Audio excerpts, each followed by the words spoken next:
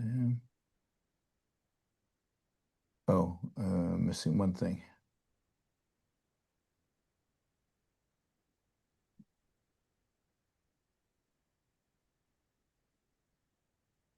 Yep, we're live. I can see myself. Yes, I can see you too, and I can see me. And all right, let's do this. Oh, can you hear the music? No, because I've closed the streaming because I didn't want echo. Can you guys on the chat hear the music? I'm just curious. I don't think they can. I don't know if no, they can't hear it. All right. Well, we're going to get started. So one of these days, I'll figure this out. I thought I had it figured out yesterday for the AMA. It took like 15 minutes, and we were 15 minutes late yesterday. And again today, we're 15 minutes late. And okay, so here's the question: can you hear me? Nikos, and can you hear me? And can you hear Nikos? Those are the open questions right now. So I'm anxiously waiting on the chat. Yes, Jennifer says, give me more details. So is the volume good? Is Nikos's volume good? Yeah, and let people know that Yaron's volume today is a special occasion, so don't expect Pink Floyd concert sound. Special Pink Floyd concert sound. I can barely hear Nikos on my system. I have no idea why, but if you guys can hear him good, then that's phenomenal. Okay, so welcome to Yaron and Nikos show. This is the first Yaron and Nikos show we're doing while I am on the road. So usually I have my home set up, and that has been perfected now through many trials and tribulations over many years. So that one works. My road setup is, and I'm using a Rode thing. So anyway, my road setup is a work in progress, obviously. Those of you who were there struggled with it yesterday. And Thomas says, I can barely hear you. Thomas, I think that really is on your end. Everybody else can hear me. So I think you just need to jack up the volume somehow. So I don't think that's on our end. I will keep refining and keep working on this and keep trying to figure out what the hell is going on so that it works properly. But at some point, I'll have it down. Anyway, we are talking today about Franco, the Spanish dictator who ruled Spain for 36 years, I think, and has become now, as we'll see, a darling of certain people on the right. So we thought it would be a good opportunity to go over Franco, particularly given that next week I'll be in Spain. So I don't know what the connection there is, but I'll be able to report from Spain about how things are going. Also next week we'll be doing the show on Saturday, not on Sunday. So I think Nikos is okay with that. So I think it'll be. I'll let you know the exact time. Given that Spain is 1 hour ahead of where I am now, behind where I am now. So we'll figure it out. I'm getting slowly inching closer to Nikos' time zone. So at some point I might actually reach his time zone.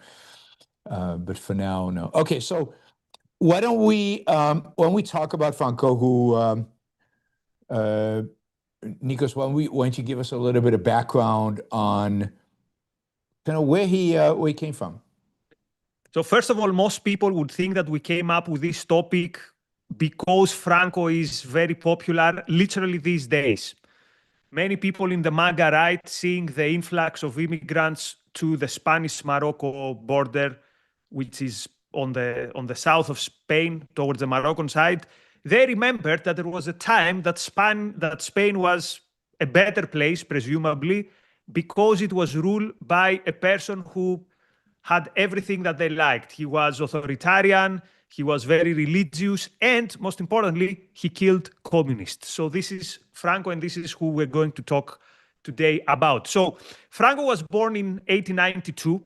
from a family of military people, from a family that had a big tradition in being distinguished Navy people. And as, for example, for our generation or for people a bit younger than me, the experience that defined them was 9/11, and this was the experience that formed the worldview. The experience that defined the youth of Franco was the national humiliation that Spain experienced in 1898. So remember, Spain used to be an empire, expanding to different continents and being the most ferocious naval power in the world, the Spanish Armada. And yet, in 1898, Spain experiences a humiliation in Cuba, in Puerto Rico, and in Philippines. It is losing from the United States, and it's not just a defeat, it's an absolute fiasco. So Spain, in these naval battles, lost 400 men, whereas the Americans lost in total something between 2 and 9 sailors, not 9,000, 9 people. So the Spaniards had 100 times the casualties of the Americans. And this made them realize that we are not an empire anymore. We have lost the glory of the past. We used to be the nation of conquistadores, the nation of Isabella, and the nation of the great emperors who made Christianity proud by reconquisting Spain from the Muslims. And now we are the joke of the world. And the main question was, why did this happen? How can Spain regain its glory? And the conclusions that Franco drew was that the problem was Spain has lost the Spanish values that made it great, and also that this had to do with influences that were un-Spanish, that were alien to Spain. And in his mind, these influences were liberalism, the Freemasons. For some reason in his mind, Freemasons and liberalism was the same. Somewhere there later, you can add the Jews, and much later also the communists. So did he really think it was the Jews? I mean, is that you're just throwing that out, or? No. Later, Franco, in his mind, Freemason, Jews, and communists, it's one and the same. They are the agents that, and he's open about it. When he enters Madrid at the end of the Civil War, as we'll get there, his first speech, he names big capital, also enemy, big capital, communists, Jews, Freemasons, everyone in the middle. So anything which is alien to the Spanish tradition of aristocracy, of the church, of the Catholic Church, and of Spanish glory, everything alien to Spain is to be suspicious of. Anyway, he's not a particularly bright kid. He's also quite short, but he's a good soldier. So he cannot enlist in the Navy like his father, and he always carries a shame for this because his father never saw him as a big man enough. But he distinguishes himself in the infantry, and he fights in the Moroccan wars. So Spain, the only, let's say, empire that is left, the only colony which is left is towards Spanish Morocco. But there they have to face, picture people that are like the Hamas of the time. People with savage war tactics, indigenous populations there that are not kidding. So that's where he gets his military experience. And actually he becomes the youngest general in Europe. By the age of 33, somewhere in the 1920s, he's a general. Now, what's happening in the meantime in Spain? Spain is one of the most backward European countries. The political system is, you have in power sometimes, quote, liberals, sometimes conservatives, but it is the army that is in charge. So the elections are a farce. Usually the two parties agree that every few years we change power, and when some officers in the army are not happy with the politicians, they make a coup. So they say, and usually it's bloodless coup. They say, gentlemen, you're not running Spain as it should be. Let's try it again with someone else on the side.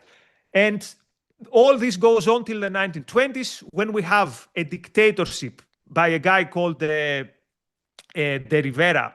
de Rivera, who takes Spain to the 1930s, and in 1931, Spain tries to become something like a European democracy.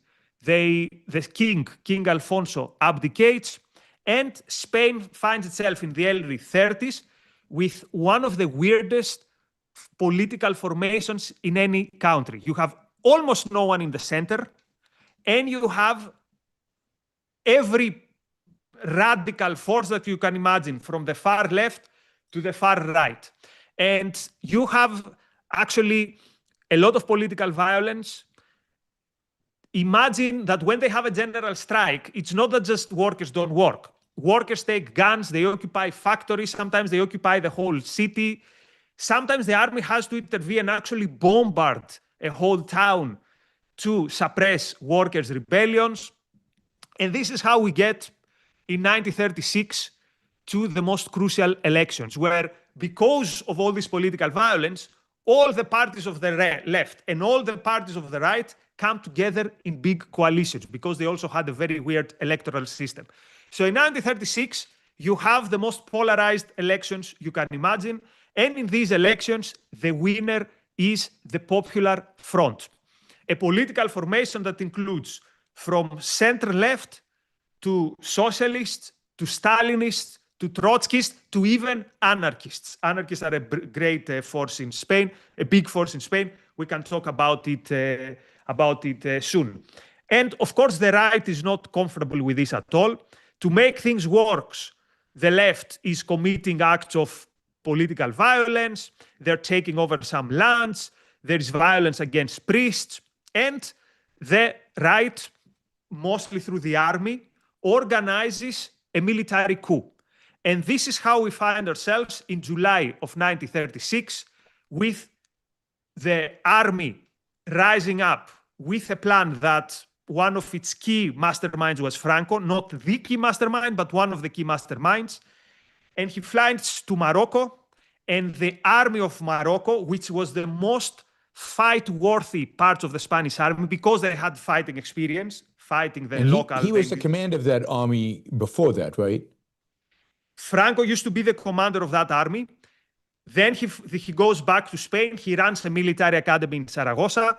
Then the academy is closed by the first democratic government.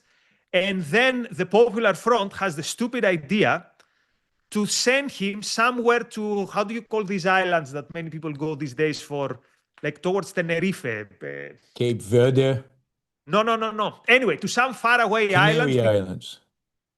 The Canary Islands, yeah. Canary Islands. Yes, because they think the further he is, the safer we are. Whereas actually, the further he is, the more flexibility he has to organize the coup. So he flies back with a private plane. He flies to Morocco, and he organizes the uprising of the Moroccan army. And let's pause here, because this is the beginning of the civil war. So let's make sure that everyone got this right.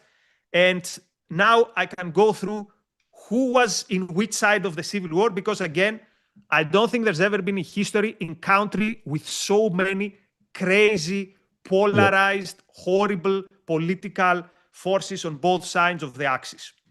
And so, before he goes to Morocco, so there's these leftist forces in Spain who are engaged in. So who are these leftist forces? Okay. There's obviously it's so complicated. We need the whiteboard. Oh, we need a whiteboard. All right. We need the whiteboard. So I know we objectivists don't believe in the left-right axis, okay? But bear with me, because without this axis, this will make no sense. We believe in the left-right axis. We just don't believe it's the right axis.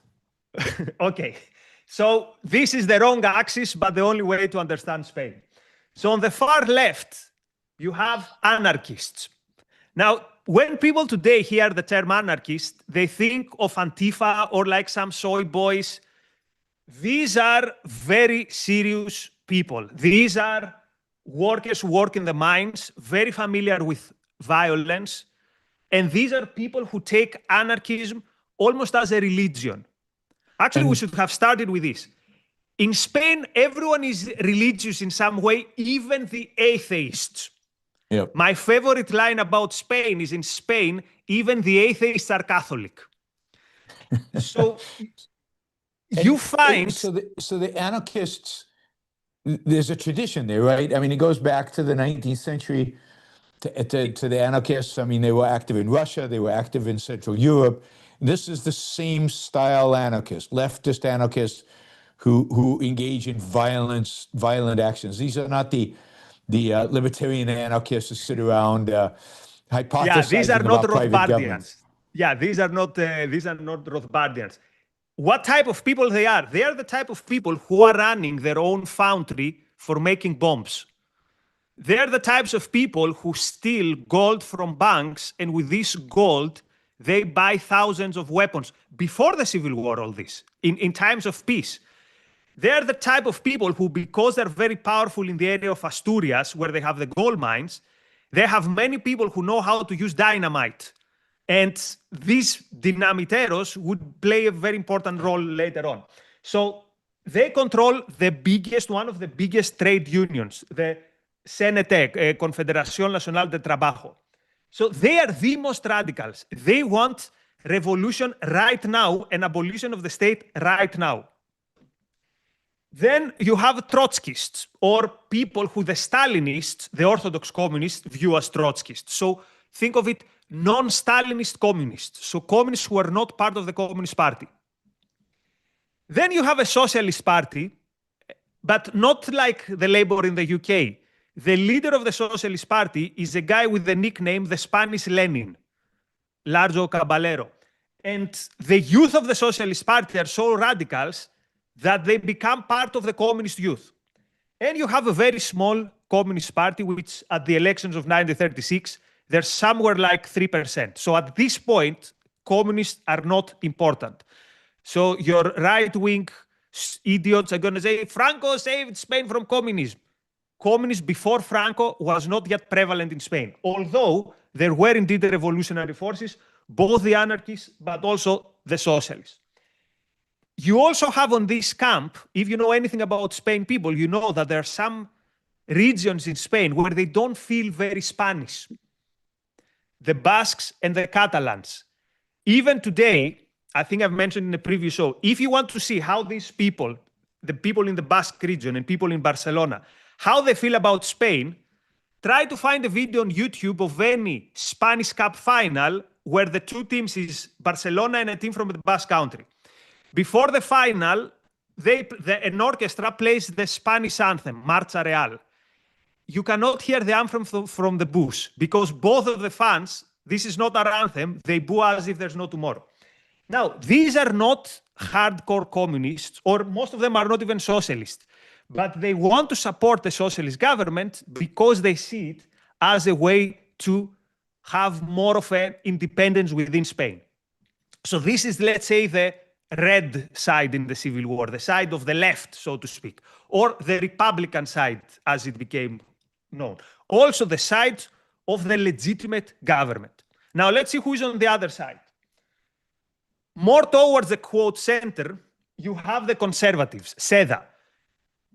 These are not conservatives like the Tories in the UK. These are people who want an authoritarian, Catholic, very strong conservative state. Like, they're not like fascists who give fascist salute, but they're not like, these are not like your liberal conservatives. Then we have the royalists.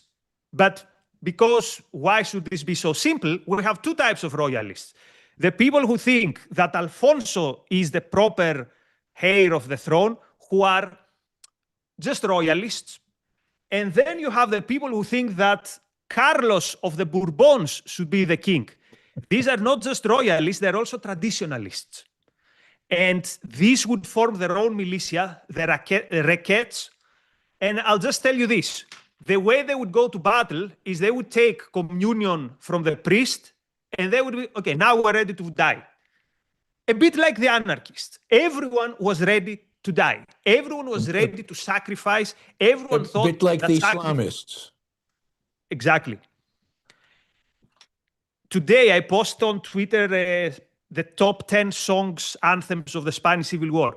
Go listen to the anthems of the Carlists or the anthems of the Spanish Legion. It is literally death worship. The anthem of the Spanish Legion, this is a form of the army that was created by Franco decades before the Civil War.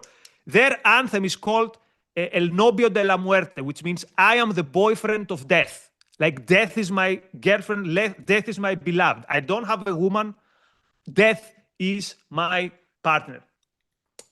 And then at the far right, let's say at the far end, you have the Phalanx, the El Falange.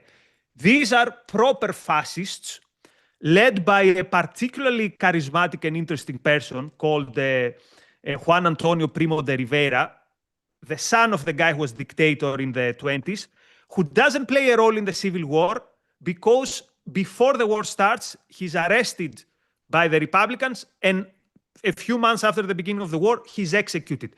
But an executed leader is great news for Franco because he doesn't. So now Franco is the head of this coalition. And with the main charismatic figure of this coalition out of the way, Franco can now be the leader of the people who rise against the Republic. So you see, this is not a good place to be. If you are anyone who is what today we'd call, I don't know, centrist, classical liberal, like the best thing you should do is take the first whatever train, leave the country. There's no space for you here. Here you have crazies on the one side, crazy on the other side, war and collectivist and death worshippers on both sides, and it's gonna get ugly and it's gonna be a mess. So what kind of, so the left is threatening the existing government. The military is then stepping in. Franco goes to Morocco. He brings back with him his Moroccan troops, the troops who have already fought. These are the best battle-tested, troops in Spain. Do the troops necessarily fall into that side? What if you're a centrist and you're in the army? What happens to you? So what happens in the first hours of the coup? First of all, it's a matter of luck. So for example, there are some particular towns when the government allows, I forgot to say that almost every group that you saw there has militias, has street fighting unions, street fighting groups. So in some towns, including Madrid, the government allows the militias of the anarchists and of the socialists and of the communists, it allows them weapons. When the workers are allowed to have weapons, they manage to suppress the uprising of the army. In other areas, the uprising of the army is successful. And in other areas, you have battles within the town. The militias, the worker militias versus the army. There are some officers who do not follow the coup, and many officers who wait to see what's going to happen. So they wait it out for the first hour to see where the tide will go. Very soon, Franco gets support by Nazi Germany and fascist Italy in terms of having planes to fly from Morocco to the mainland. Because he had his own people in the mainland, but these people were directing armies that were not battle-tested. The best armies were the armies of Morocco. So it becomes very crucial. How are we going to take these people from Morocco and fly them to Spain? The navy is controlled by the Republic, so we cannot ship them, if we are Franco. So we have to send them via planes. And this is when the intervention of Nazi Germany and fascist Italy is crucial. And see how the role of luck sometimes. There's some Spanish who go to Hitler, actually. They go to Rudolf Hess and then to Hitler. And Hitler had just watched Siegfried. Initially, Hitler is not very excited to help. But he's watched Siegfried, so he's in a state of mind. He starts giving a speech about how he's going to crush Bolshevism. And by the end of his little monologue, he decides, okay, I'm going to help you. And he gives to the operation a name which is out of Siegfried, but now I can't remember exactly that name. So the most important thing, now Franco's armies has planes. So with the planes, they go to, imagine somewhere Sevilla, close to Sevilla, and they occupy most of the western part of Spain. They occupy Sevilla. they occupy towards the Militias. north, not the full of Basque country, but they have 1/3 of Spain. So at the beginning of the civil war, 1/3 of Spain, mostly towards the west, is in the hands of Franco. Already that part of Spain, they experience a horror. We're going to talk a bit more about the terror. And on the other side of Spain, mostly in Barcelona and Madrid, the coup is suppressed. The government is now obsolete, and the power is in the hands of mostly the communists, the socialists, and the anarchists. So you have at the same time a war and a social revolution, the first and only proper workers' revolution in a Western country. So factories are occupied. It is a proper revolutionary situation. Also on the side of the Republic, you have atrocities, particularly in the first weeks. And this is where we are, let's say, 1 week, a couple of weeks within the coup. So we enter August. The coup has not succeeded fully. So what started as a coup is now a civil war, a proper civil war. The legitimate government with some army and a lot of militias, but not battle-tested. And on the other side, fewer soldiers, but battle-tested, and with Italy and Nazi Germany already having committed, we're going to help Franco. We want to crush Bolshevism because that's how they see the left in Spain. So the Spanish Civil War is often described as pretty horrific. A lot of people died during this war. What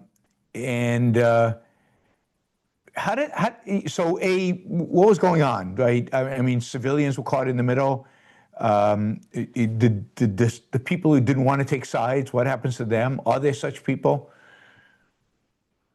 So first of all, what does it mean you don't want to take sides? If you're in the army, you have to take sides. If you're in a trade union and your town is occupied by Franco, it doesn't matter if you're a right-wing or a conservative trade union, you're going to be executed immediately. Like there's no processes and things like that. But the worst atrocities happened to towns or villages that put some resistance and were taken by forces of Franco that included Moroccan troops. Not Spanish troops based on Morocco, but Moroccan Arabs who were fighting for the Franco forces. These Arabs, imagine October 7th. You don't have to imagine. We've all seen it. Imagine that happening in every town, every village that the Moroccan troops actually occupied. So it was not just that we put you on the wall and we kill you. It was war stuff. And this is preliminary comment. This is why I get disgusted by people who say Franco saved the West or Franco did the things that are a stain in the history of the West, a stain even in the history of Spanish Catholicism, I would say, in recent era. So Franco is the embarrassment of Spain and of the West. If you know, I don't want to enter into details, if you know what his troops did in every town that they occupied. And it's kind of ironic that people think right now, oh, Franco would have never allowed these Moroccans to get into this town, but he was using Moroccan troops. I mean, this is, he was actually using them to oppress his own people in Spain. He was bringing the Moroccan troops and promising them women as loot. So someone could say, come on, you're over. There have been incidents of violating women, even in the First World War. Yes, Sure. But if it happened, you would find those who did it and you would kill them, or at best, you would keep quiet in embarrassment. Franco's generals and Franco's military leaders were boasting. There was a guy who was boasting on the radio, a high-ranking officer who was boasting. The men of the Republican women are not real men. Your women will see who are the real men when we enter the towns and the villages. So they're not clever enough to hide it. So this is what happening. Now on the Republican side, usually the victims of the persecution are officers who have any relationship with or are thought to have any relationship with the regime, and some priests, and that was also a war crime, by the way. Many priests and nuns died. The idea that nuns were raped, this is an urban myth. Even the Francoists after the war could not find evidence except maybe one case. But the fact that the Republicans in the first weeks killed priests and nuns, that's true. So you have atrocities from both sides. So you see, there's not much space for neutrality, because there were some categories of people that, by the mere fact that you are of this profession, if your town falls in the wrong hands, you're dead. And if you're now on our side, you either fight or you're an enemy. So there's no space for any neutrality. So there's a famous painting by Picasso, Guernica, of a massacre, and the ruins of a city. Tell us a little bit about this. I mean, it's, in spite of it being Picasso and it being disjointed, you get a certain real sense of horror from the painting. So it's probably, of all Picasso's work, it's probably the one that resonates the most, just because he actually gets a real emotion across of something horrific happening. So we are now in the spring of 37. So we are something like 10 months in the war. There are things that we should discuss before that, such as the Battle of Madrid, but let's go to Guernica. So the main advantage that the nationalists, the Franco side, has is they have aviation. This is the first war where aviation and Air Force plays a role. Now, he hasn't got his own airplanes, but the Germans and the Italians have good pilots, particularly the Germans. And they use the Spanish Civil War as a testing ground for new tactics. And one of the new tactics is terror campaigns against populations. There were terror bombing campaigns in Barcelona, in Madrid, in Durango, which was a village close to, not very far from Guernica, in terms of the disaster that happened. But the thing with Guernica is that there were journalists nearby, so it became prominent in the news, and Picasso made this famous drawing. So what happened is there were no active troops in Guernica. The nationalists claimed that there were troops or troops were passing. So to cut the long story short, they were bombing for hours the town, a small town, which was also an iconic town for the Basque area. Imagine if they were bombing, I don't know, something very like Assisi in Italy, where San Francisco of Assisi was. So it was a very well-known place. And for hours, it experienced an absolute disaster with hundreds of deaths. It wasn't even perhaps the worst bombing, but because there were journalists nearby, because Guernica was iconic, and because, of course, Picasso drew it, it has stayed in our mind as one of the #1 war crimes of the nationalists. But again, it wasn't even particularly special. Similar things happened in Durango and in even bigger extension in Barcelona and Madrid. So Guernica, April 1937, is the first time that outsiders get the sense that, okay, something horrible is happening there. It's not that the communists are doing horrible things and some good patriots are taking over. This is now becoming a battlefield for fascism and Nazism to have a go. And it was a crucial moment in terms of the international PR, let's say, of the Spanish Civil War. So, and also to clarify, Picasso was not there, but because journalists were nearby, we have a very clear idea of the terror, because happened. It was indeed horrible. Yeah.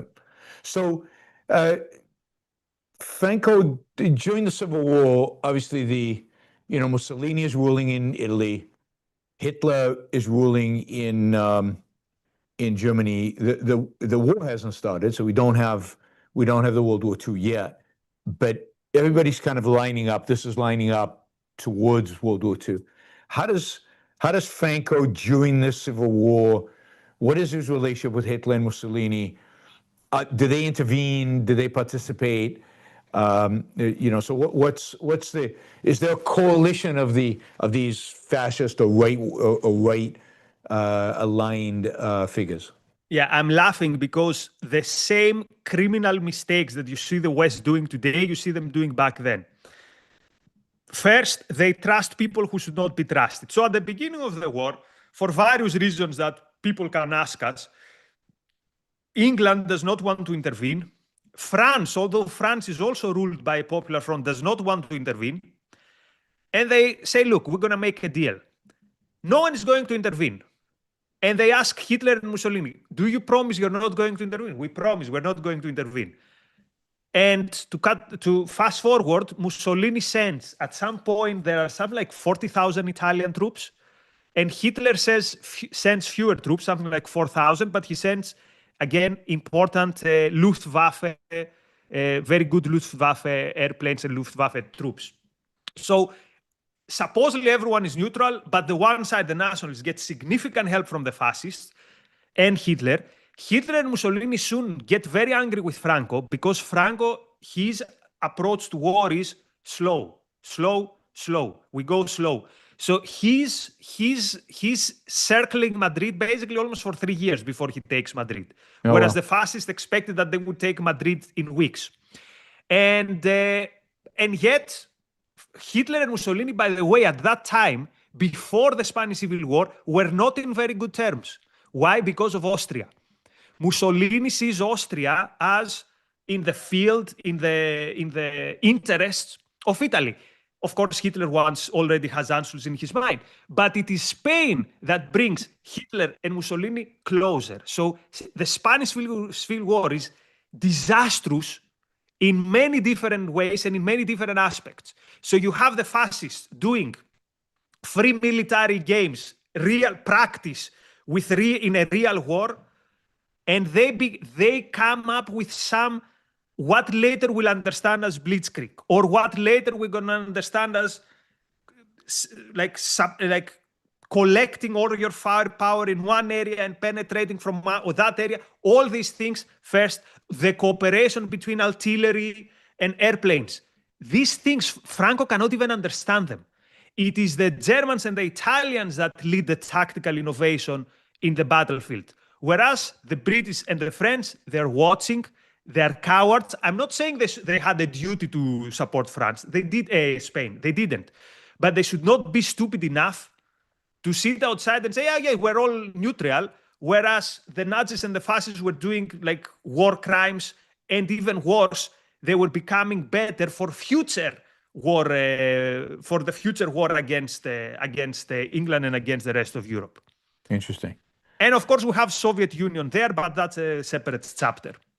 Yeah, so let's talk now about, about the relationships of the communists. So, I mean, this left-wing coalition, which is not exactly communist, but what's their relationship to Stalin and to the Soviet Union? What's their relationship to communists around the world?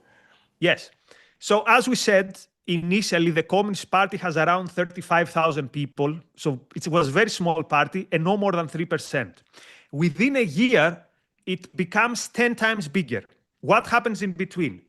Number one, the communist movement, the international communist movement, with an initiative from Soviet Union, manages to achieve its biggest prestige victory in the history of the communist movement.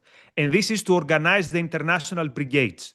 These are volunteers from the whole world who fly to Spain to idealistically fight for the Republic. You cannot conceive, people, what is the legacy of the international brigades in Europe. I grew up, and everyone from the right to the left, they would say, there was one time in history where people came together to fight a war which was not for themselves. So it was like the pinnacle of altruism. And you had many Americans also with the Abraham Lincoln Battalion, German, from all over the world. But they were organized by the Communist International. So the prestige went to the communists. The other major thing, Soviet Union was the only country, together with Mexico, but Mexico's aid was not significant, which agreed to help Spain. Now, this help will come with huge terms and conditions. Number one, they take 3/4 of all the gold of Spain, and of course, Spain never sees it back. But even worse, they send technicians and experts and some aviators, but they are also sending the secret police. They are sending NKVD. And remember, I told you how the best fighters of the Republic were the anarchists, and the most radicals were the anarchists and the Trotskyists. Within a year, these people are going to be destroyed in torture chambers by the same butchers that Stalin had in Moscow. The leader of PUM was arrested by the Stalinists. He died during torture, and the Stalinists created a story that he abdicated to the fascist side and he's somewhere in Berlin enjoying the money of his. So what the Stalinists did to the anarchists and the Trotskyists is one of the most disgusting pages in the history of the disgusting history of communism. And is it true that during the Civil War, the Communist Party in Spain actually grew significantly? I mean, this is what kind of created, in a sense, a real communist presence in 100%. Spain? 100%. Within a year, by mid to late 1937, the whole of the Republic is in the control of communists. Why? Because, first of all, because they killed the rest and they terrorized them, but also Soviets controlled the weapons. So if you were a militia facing incoming Moroccan troops, they would tell you, look, do you accept to become part of the new proper popular army, which was basically a communist army, or we're not going to send you weapons, have fun when the Moroccans overtake your position. So everyone had to toe the line and become communized, so to speak. Now, to be also very proper, the communists did not push for a social revolution. That's why one of the reasons they were going after the anarchists and the Trotskyists. They said, we just want to win the war. Of course, it goes without saying that if they had won the war and then they would have all this control on the country, they would use the usual stuff. But every Marxist and anarchist who was not a communist was disgusted with them, and they consider them the grave diggers of the social revolution that took place in 36 and the beginning of 37. So there were a lot of Americans and other Europeans, foreigners, who joined in with the Republican side. I mean, Hemingway was not a communist, right? I mean, these guys were not communists. Why did they associate with the Republican side? What was about what was going on in Spain that got people so excited outside of Spain to fight on the side of the Republicans against Franco? Yes, I'm laughing with Hemingway because most people have in mind that he was doing something which sounds more like revolutionary tourism, but that's okay. He went there as a journalist, so his job was not to fight. You have George Orwell. You have lots of other prominent people who George Orwell actually fought. He fought with PUM, with the militias of PUM, of the Trotskyists, who were not real Trotskyists, but anyway. And he got so disgusted with the Stalinists that he wrote Homage to Catalonia, which is his experience, and I encourage everyone to read this book. George Orwell is brilliant, even if he writes about the weather. When he writes about something of such a historical significance, you should expect it's a great book. You should encourage people to read it. So mostly, they would see that here you have on the one side democracy and on the other side fascism. Now, this is wrong on both of its premises. On the one side, you did not have democracy.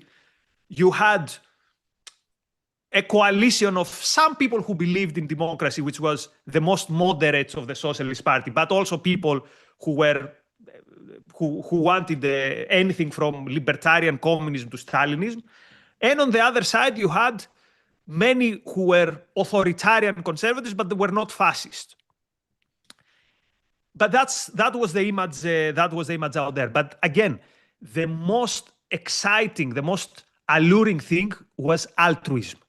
These people go there and fight a fight which is not theirs. They fight for something bigger than themselves. And this is irresistible. This is something and they do it also for This was the red decade, in the United States and so on. So it was quite the fashionable thing to do. Of course, there were not that many, but a respectable amount of people also fought with the nationalists. And it's very interesting.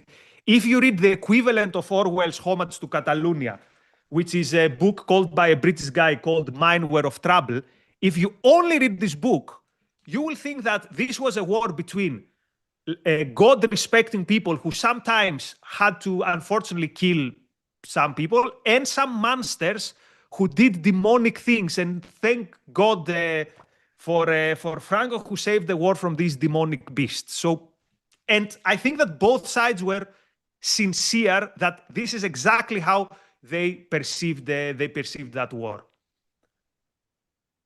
All right, so let's kind of. I'd like to get to kind of Franco's rule.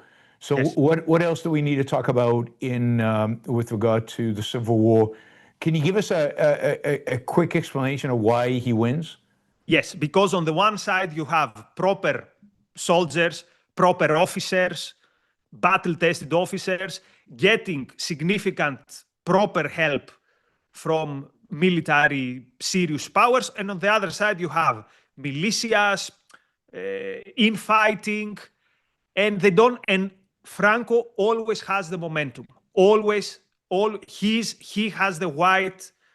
He's the white in the chessboard. He makes the first move and he keeps the momentum. When he manages to take the north, it becomes clear that now the Republic is in very bad shape. And slowly, he keeps winning. The Republicans at some point try a counterattack, but it's so within 3 years and through unspeakable crimes, Franco gets to Madrid. Hundreds of thousands of people escape towards France. Those who don't escape, their fate is very, very bad. So very quickly, this war costs more than 500,000 lives. And a significant amount of these are people who don't die in the battlefield. They die as a result of the battle is over, now we're going to execute you. Even after the war, Franco kills, some people claim, more than 100,000 people after the war. So no reason that. Anyway, and this is how his dictatorship, his one-party state, starts from 1939 till his death in 1975. So we can now leave behind the Civil War and see the rule of France, while the rest of Europe is now entering World War II. Spain enters its own period of misery. So why is it that Spain doesn't join Italy and Germany in World War II? I mean, by the time World War II starts, the Civil War is over, Franco's in control. Why isn't he invading France from the south or the west to join the Nazis? Yes, it's not for lack of wanting. So it crosses his mind, and he actually has a meeting with Hitler in somewhere in the south of France on the 23rd of October 1940. I remember the date not because I have any crazy memory. It's a few days before Mussolini attacks Greece, and Hitler's mind is preoccupied. What is this idiot gonna do? He's gonna attack Greece and he's gonna fail, as exactly happened when Mussolini attacked Greece. Anyway, between that, he meets Franco. Franco knows that he's leading a country which is destroyed, a country that is in ruins, and he will only enter the war if he gets a lot of loot, a lot in advance. So he tells Hitler, look, of course I respect you, of course we're with you. All I'm asking is, French Algeria, the whole of Morocco, give me also Gibraltar when you will take it from the Brits. And while we're at it, you need to give us food for the foreseeable future and weapons for the foreseeable future. Hitler's impression from the meeting when he leaves, he tells his entourage, I'd rather go and have my teeth pulled rather than meet Franco again. So Franco's accolades will say this was a brilliant move because Franco really did not want to enter the war, but he didn't want to, appear weak to Hitler. Anyway, Hitler is not going to give Northern Africa to Franco because then Vichy France and General Pétain will be disappointed. So the only contribution of Spain in the war is when he sends the Blue Division to Stalingrad. Yeah. So Franco noticed already, he plays it clever. He says, I'm not sure if Hitler is going to win. Therefore, he tells the Allies, I'm not participating in the war. I'm just, it's just, I want to kill communists. So it has nothing to do with you. I just want to kill communists. And also he says, Hitler, see, I'm helping you. So whoever wins, he says, I'm going to be safe. If the Allies win, I didn't intervene. Okay, Stalin, we all hate him. If Hitler wins, he says, hey, I was always by your side. So now give me stuff. So this is how he played it out. After 1942, it becomes clear Nazis are not going to win. So he tries to distance himself from fascism. All right. So Spain doesn't enter World War II. It has a civil war, but there's a sense in which, it now has 5 years of relative peace.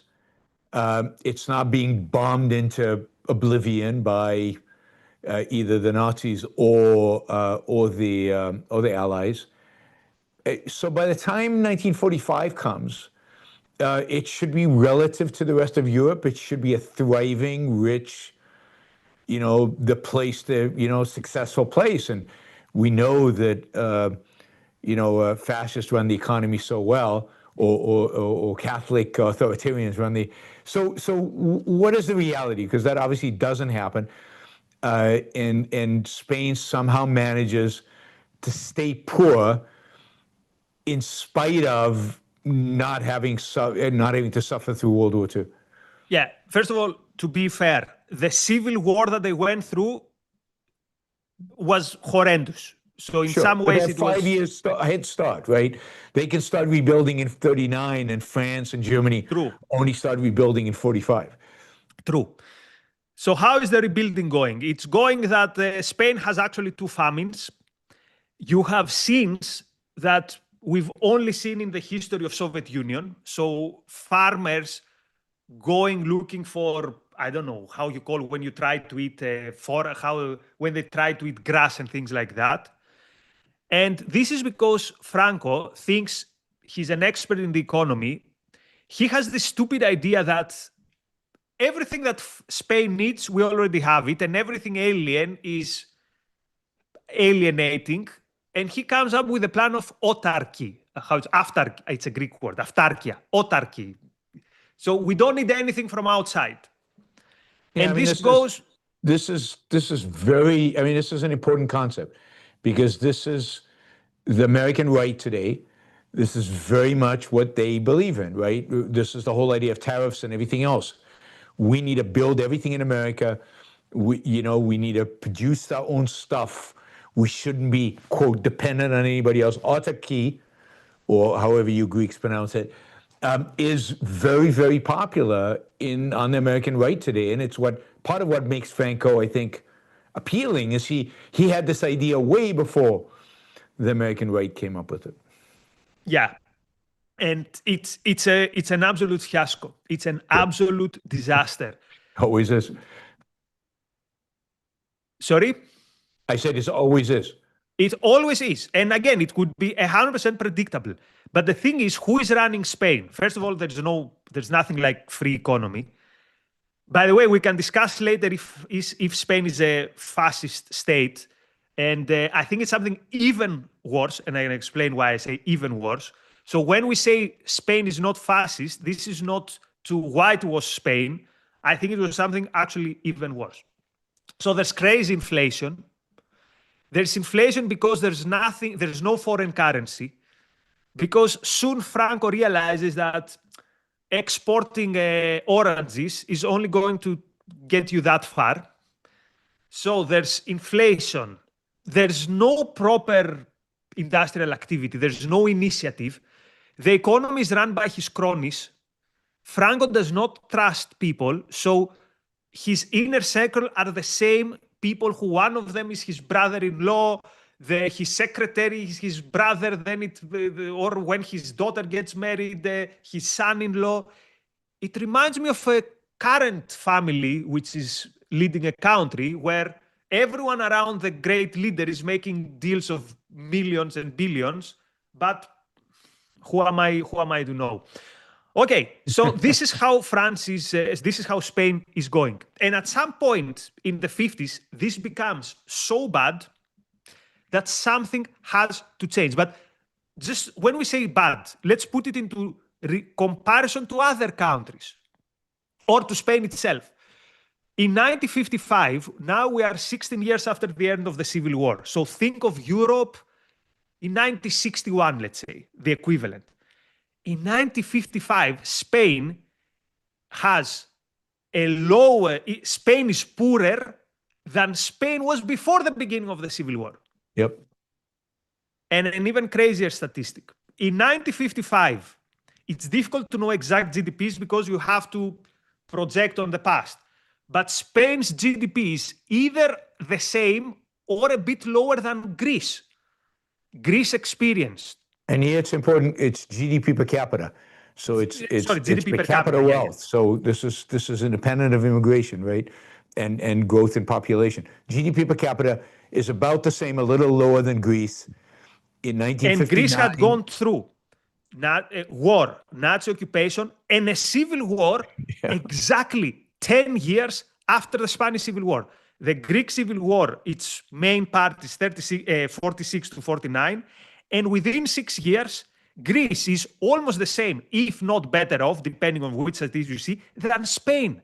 So this is the economic miracle of Franco. You're going to hear a lot the term economic miracle. We're going to see what the miracle was. Yeah, we'll see that in a minute. So in 1950, just to give you some more stats, 48%, the GDP per capita in Spain was 48% that of Western Europe, of the European average, Western European average. You remember 1950, this is 5 years.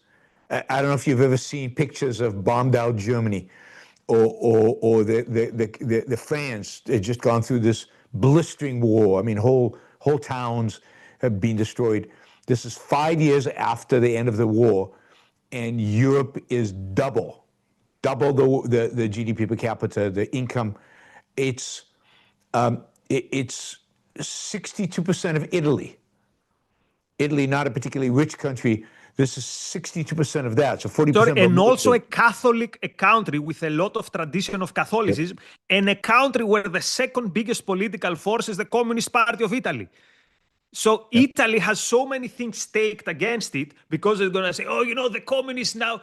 Spain without communists is worse than Italy. Yeah. And in 1935, before the Civil War, Spain was 81% of Italy. So it still wasn't at Italy, but it was 81. So it dropped 20 percentage points relative to Italy. When Italy, again, went through the war, where it was crushed. I mean, it was completely, I mean, the Allied completely destroyed parts of Italy, huge parts of Italy. All its industry was destroyed. As you said, the rise of communist parties in Italy. Italy had a dominant communist party, and yet it still managed to get richer than, significantly richer than Spain by 1950. So when Franco was in charge of the economy, it was an unmitigated disaster. You can only compare him to socialist shitholes like Albania. I mentioned Albania because they also had the idea of autarky. Yes. Anyway, what happens in the early 50s? The Cold War begins. The war in Korea. So the idiots in the United States, they say, hey, there's a guy in Spain who also hates communists. Maybe we should do business with him. By that point, many countries didn't even have embassies. Because, oh, by the way, Franco's savagery was such that made him an international pariah. Even fascists like Farinacci, who was the brain, let's say, of fascism in Italy, he's appalled by what he sees in Franco's Spain. Even Himmler, for the love of God, Himmler of the SS, goes to Spain in a VIP trip, and his report is, what are these guys doing? This savagery is, I mean, he hasn't got a moral problem, but this savagery is destroying the country. Anyway, and the Westerners keep Spain at arm's length, but this starts changing in the 50s, and the West opens up towards Spain. And what happens in the late 50s is that IMF, the International Monetary Fund, of course by the nudge of the United States, has a rescue package for Spain. Like it does in any other economic basket case, it bails out Spain and requires some reforms. So Franco, again, is such an idiot. He does not understand, for example, how it can be that if you devalue your currency, it can be a good thing. He thinks that devaluing your currency means you're a traitor because Spaniards was going to have fewer pesetas, the genius caudillo. But anyway, as part of the reforms, many technocrats come to run the economy. Many people, and most of them, of the top technocrats, related to a Catholic group called Opus Dei. People might remember Opus Dei from Dan Brown's Da Vinci Code and Bishop Aringarosa. They're the bad guys there, but they're ultra Catholics, but they're slightly more open-minded. So even Opus Dei is more open-minded than Franco. Yep. And they open up a bit the economy. The other thing that happens, many Spaniards are already abroad, and even more leave and become gastarbeiters in Germany, like many other poor countries of the South. So that's the level of Spain. It has to send gastarbeiters to Germany. And these people send back hard currency. So this is how Spain slowly, and because its starting level is very low, it can manage to have a leap. So relevant to where it was, it has a huge growth. But this has to do with the fact of how low it was. And the last thing that happens that explains the quote miracle is tourism. Spain opens up. The Spaniards, the conservatives freak out because women in bikinis show up. They have all these moral panics that these women are sex hungry and they're going to destroy the morals of proper Spanish men. And this is how going towards the 1970s, the 1960s is a decade of economic progress. Again, though, it is an economy which is run predominantly by the state. Not anymore by Franco and his clique so much. They're the beneficiaries of under-the-table deals, but there is some breathing space, and this is how you have the development of Spain in the 1960s.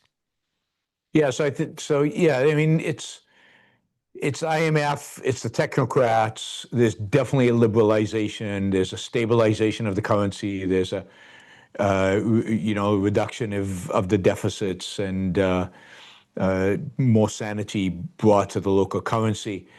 As you said, it opens up to foreign capital. It opens up to tourism, which brings in foreign capital.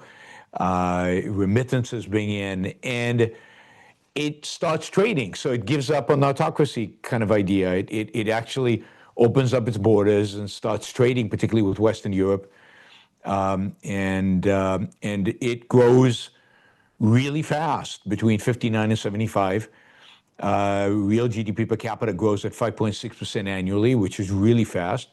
Now, just to understand how bad things were to begin with, by the end, it's still only 74% of Italy, 61% of France, 66% of Germany, 67% of Britain, and just barely above Greece. And this is after the miracle. Yep. Because I have people on Twitter, the Spanish miracle. Yeah. And if you look at growth rates throughout Europe during this period, 59 to 75 are some of the fastest growth rate periods in European history. All these economies are going, I mean, France is going through the roof. And France is, this is Charles de Gaulle, I guess this is the de Gaulle period. And French economy is growing really, really fast. Italy's growing fast. So yes, Spain is going a little faster than all of them, a little bit. So it catches up a little bit, but it's not growing fast enough to catch up with these other countries. And it only grows when it becomes more like them and less like Franco envisioned it, less controlled by Franco and more controlled by technocrats, let's call it, people without a real ideological agenda when it comes to economics. And the last smoking gun to destroy this myth that the economic miracle of Franco. Franco, we're going to see, dies in 75. In 77, there's a different government. In the early 80s, the socialists come to power. Socialists of the early 80s who are almost real socialists, like very statist in the economy. Do you know what is the biggest thing the socialists do when they come to power? They open and liberalize the economy.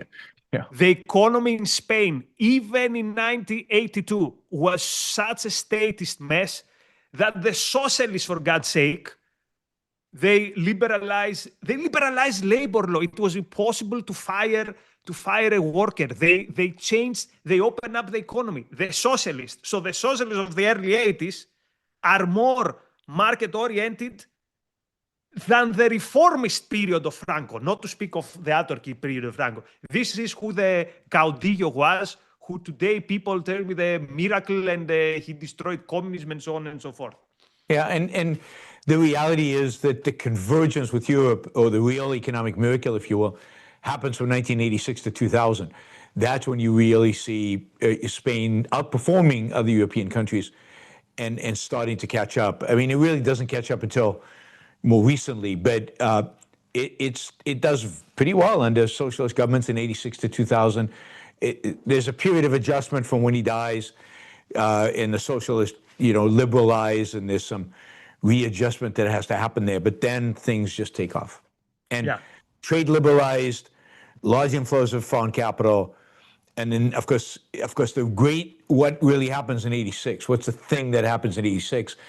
God forbid Spain joins the evil monster, the European Union. And of course, once it joins the European Union... The European community back then. Yes, but it basically free flow of goods, free flow of capital, free flow of people, and actually energizes the Spanish economy. It brings many more tourists down to Spain, and it allows, free flow of goods. Open borders of goods and capital enhance economic growth. And the last thing that we need to mention, Yaron, about the last period, the Spanish miracle period, is that it coincides with Franco mostly being a figure who hasn't got much to do with the everyday life. I'll just give one example. Reading one of his biographies, turns out that he had 17 TVs at his house, and how impressive. He watched every single game of the World Cup of 1974. I thought I'm the craziest World Cup watcher. There has been no World Cup, even when I was a student, that I managed to watch every single game. Franco apparently had so much time that he had time to watch every single game of the 1974 West German World Cup. So yeah, he wasn't very hands-on in the last years of his life. He also had, of course, health problems. He was old. So he had the less he had to do with running Spain, the better Spain did. The better Spain did. So I also want to talk about how he treated his opponents. What was life like in Spain during this period? Because economics is economics, but free speech, what was going on with his political opponents? Did they continue the killing, the torture, the jailing of people who disagreed with him? Yeah, so there was a first amnesty, something like 10 years after the end of the Civil War. Many people, though, were still persecuted. There was still some resistance in the mountains. The torture never stopped. So Spain systematically committed torture till the end of the regime, till the 70s. They also had a particularly horrible way of execution where it was called garroting. I don't want to mess up with people's appetite at this time. They can go and check it on internet if they want. It's the way people were tortured in the Middle Ages and all the way really until the Enlightenment. It's a pre-Enlightenment way of punishing and torturing people. Yes, and this was how they would execute their political opponents. Towards the last years, they faced These are good Catholics, by the way. I just want to emphasize that the people doing the garroting were good Catholics. So now, to be fair, with many Catholics were actually that's the other thing we have to say.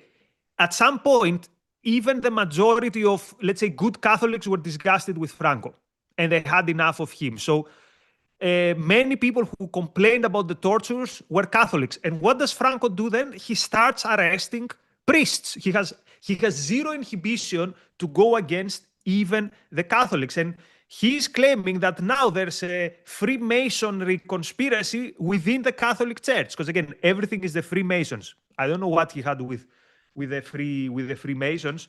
But yeah, even the Catholic Church, he would turn against them. And towards the last years of his rule, there's also the terrorism from Basque independent activists, terrorists actually, ETA, which was active till some years ago. So this gave rise to more persecutions, torture, garroting, and all that stuff. So this never changed. The regime never became actually better. There was censorship, official censorship, not every newspaper had to go through a censorship progress. And these things would sometimes slightly become, quote, liberalized. So the best you could hope is maybe you can publish the newspaper, and if there's a problem, then they're going to knock on your door. But this would be a back and forth. He would liberalize a bit here and take away there. So he was an embarrassment for the West and a stain on the West from the time where his Moroccan troops were raping women, encouraged by their officers, Spanish officers, till the very end. He was an embarrassment, and he was a stain. So one other thing I want to cover before we get to his appeal to the American right, there's all this stuff about immigration. All these people want to come into Spain, and Franco would have kept them out. Franco would have been tough on them, and that'd be good. So I looked up, what was immigration into Spain like under Franco? And of course, there was none. And there was none, not because Franco was tough, not because he was scary and would use the military against them. There was none because nobody wanted to live in Franco's Spain. Indeed, to do what? There were no jobs. What would you do? Exactly. There was no welfare state. There were no jobs. And the welfare state was, I'm sure the immigrants wouldn't have received any. But then 2 million Spanish workers left Spain. So the population of Spain between 1950 and 1970 shrunk by, 2 million workers left. People wanted out, and they left Spain to go work in places like Germany, France, Switzerland. This is before the euro, before it was easy to cross borders. This was hard to cross borders. And almost nobody came into Spain, even during the rapid economic development of the 1960s. They were one of the poorest countries, or close to the poorest country in Western Europe. Why would anybody want to go there? So it says here that just before Franco's death in 1975, the country began seeing small initial arrivals from, guess where? Morocco. So the Moroccan immigration trend of Moroccans immigrating to Spain actually started under Franco. And under Franco also, he lost parts of Morocco, and he kept the one town that you see these days in the news, and another, not enclave, port, how to put it, a small piece of land nearby over there. Anyway, so yes, this was Franco. Supporting Franco is as disgusting. So there are two types of people who can support Franco. Either you are a moral degenerate, in which case you don't care about the rapes, the torture, all these things, or about the fact that Spain, without any reason, because there was no communist threat after 1939, remained a dictatorship for 30-something years, or you're historically illiterate, so you don't know any of these things. These are the only two categories of people who can appreciate Franco. Either you don't care about what he did, or you don't know what he did. But Nikos, he beat the left. He was an enemy of the left. He was a successful counter-revolutionary. First of all, there would be no Spanish Revolution without Franco's coup.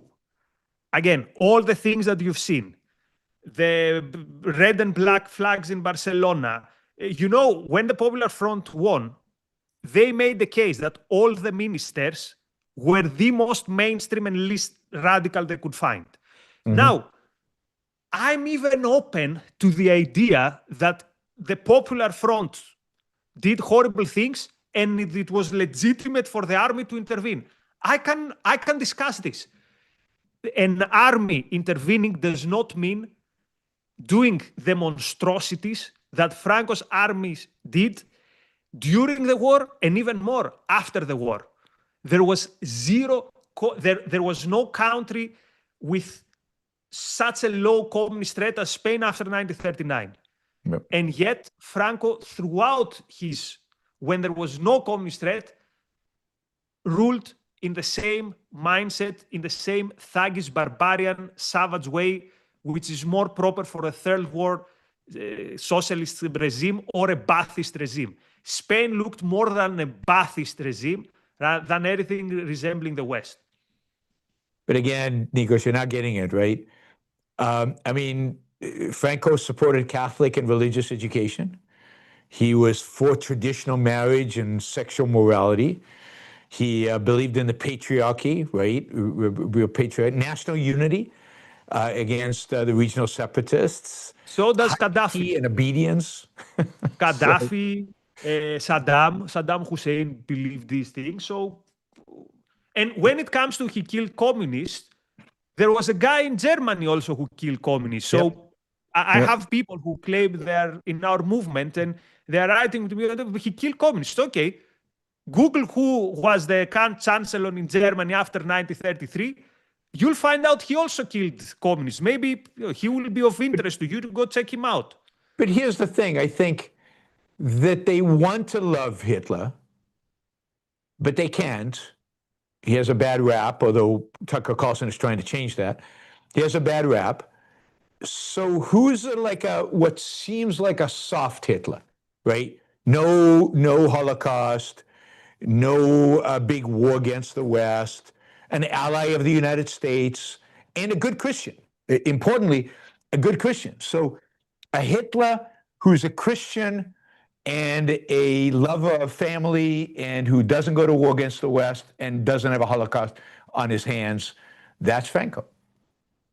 Well, yeah, he made his country a training ground for countries that did go to war with the West. But and he destroyed his own country. I mean, and he impoverished it, and he added no value, zero value. There's nothing good.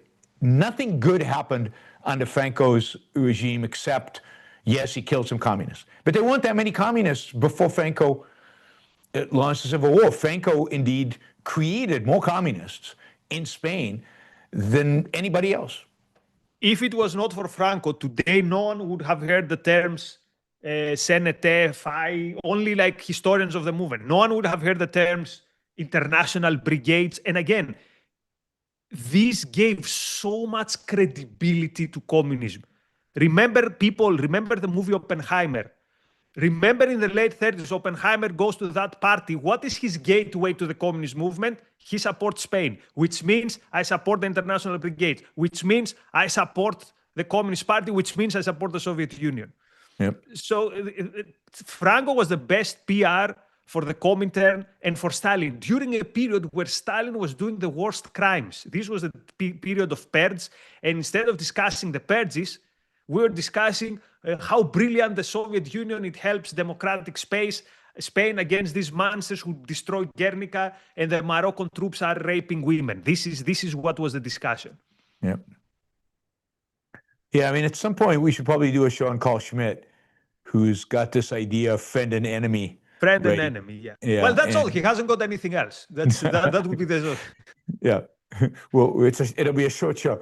But we can actually, let me give you a final, very hot take in terms of how much disgust I have for Franco. If one figure from the nationalists should win, I think everyone, including normal Spanish people, would be better off under José Antonio of the Phalanx than after Franco. I think Franco was worse even than the local fascist. And he was definitely worse than Mussolini in terms of internal what happened. If you ask me, you are the same person, you're a classical liberal. Do you live in Italy's Mussolini or in Franco Spain's? Italy Mussolini every day of the week. In Spain, I would be in clear danger because in Spain, he would first of all he would have this idea: every class, anything that has to do with the Enlightenment, is Masonic, Freemasonic stuff. So at some point, Franco says, mine is a revolt against the 19th century, which means against classical liberalism, against the Enlightenment, against individualism. This is the guy who the new right wants to emulate. Yep. Yeah, I mean, I'm waiting for them to also bring up Mussolini and embrace him as well. So it's just a matter of time, I think. Well, they're looking for I heroes. don't think that Mussolini's too much of a. I mean, they don't have a problem with socialism. I was about to say Mussolini was too much of a socialist for their taste, but why would this stop them? They absolutely do not have any problem with socialism. They're a bunch of socialists. I mean, they really are. They're statists, just like Franco was, just like Mussolini was, just like Hitler was. The right is statist, and it is socialist in that sense. All right, so we're seeing a lot of people on the right talk about Franco the last few days because of the migrant thing in this town in Morocco. Yeah, in Morocco. But even before that, there's a growing admiration for him, and I really do think they're looking for a political hero who is not untouchable, right? Certain political heroes are untouchable. They can't openly admire Hitler, so they find somebody who's gonna, because people are ignorant, they don't know the history, they don't know the brutality that Franco is a much more sympathetic character for the right to admire and raise up as a hero, and we're seeing that. But we should judge the right in America based on who it chooses as its heroes. So let's speak with names and addresses here. Let's speak with names. Who does this? Well, for example, Jack Posobiec some years ago started a trend called Franco Friday. Every Friday he would post pro-Franco stuff. Last Friday, he posted something like 16 pro-Franco things in a day. Now you would say, who is that guy? This is a guy, first of all, who is a VIP in the Trump family. He's a guy who wrote a book called Unhumans, where in the book he presents Franco as a savior. Do you know who wrote a blurb for the book? J.D. Vance. Vice President of the United States, J.D. Vance. And of course, the introduction is written by Steve Bannon, but these days, who even cares about Bannon anymore? The other day, Michael Knowles... Just to finish on him, and he's a regular speaker at Turning Point USA. So he's Turning Point USA arguably straddles kind of conventional, kind of right-wing Republicans with kind of MAGA and the crazy right. And he's a regular speaker there.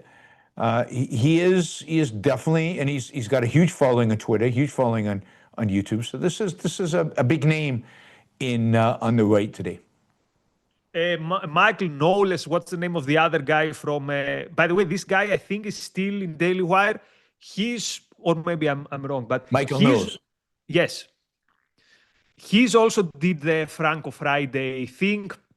The other guy said maybe we should bring back fascism in terms that, the left is calling us fascists, therefore we could actually become fascists a few days ago. So we're not talking here about some fringe bloggers. We're talking about people who are in the center of MAGA. And let's be clear, this is equally disgusting with the Hassan Pikers of this world lionizing Mao. It's equally disgusting. Yep. And they should know, and this shows you who they are. When people show you who they are, you should believe them. Yep. All right, great. So we're gonna call that and see. Let me see if I've got a messy question. I've got another messy question. And all right, so we're going to send you questions. Remind you all that these shows have to be paid for. Nikos does a huge amount of work in preparation for all these shows. and it shows, right? I mean, he knows a huge amount, and you don't just know that by accident. He actually puts in a huge amount of work. So we got to pay him. So consider your super chat here as payment for Nikos, and be generous so that we keep the show going. The show, again, the money for the show is basically the super chats. Those of you who are listening to this on Apple, on Apple, or on whatever, some podcast, or you're watching this after the fact on YouTube, you still should consider supporting this.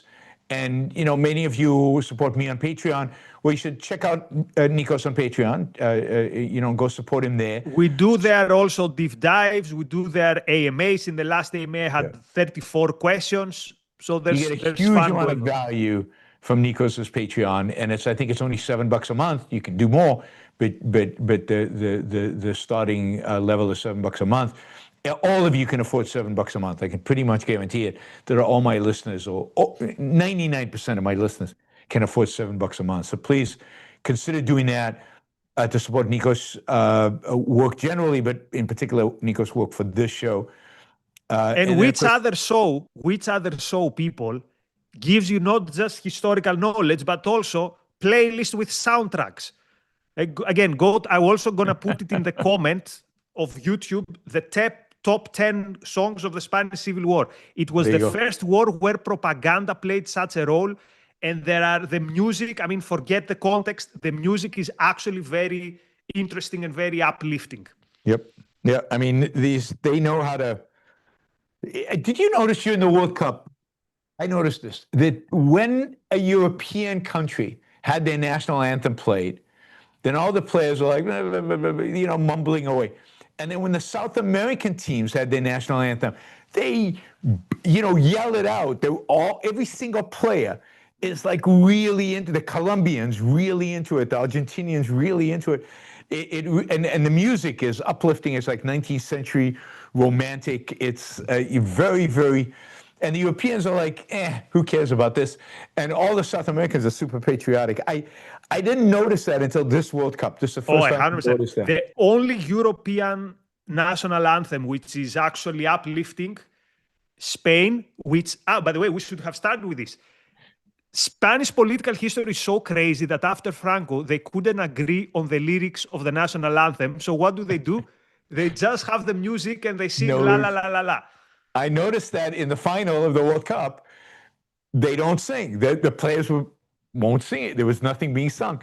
And because they can't agree on lyrics. And Spain and Italy are the only national anthems that can compare to the Latin Americans. And of course, the best is Argentina's, no question about it.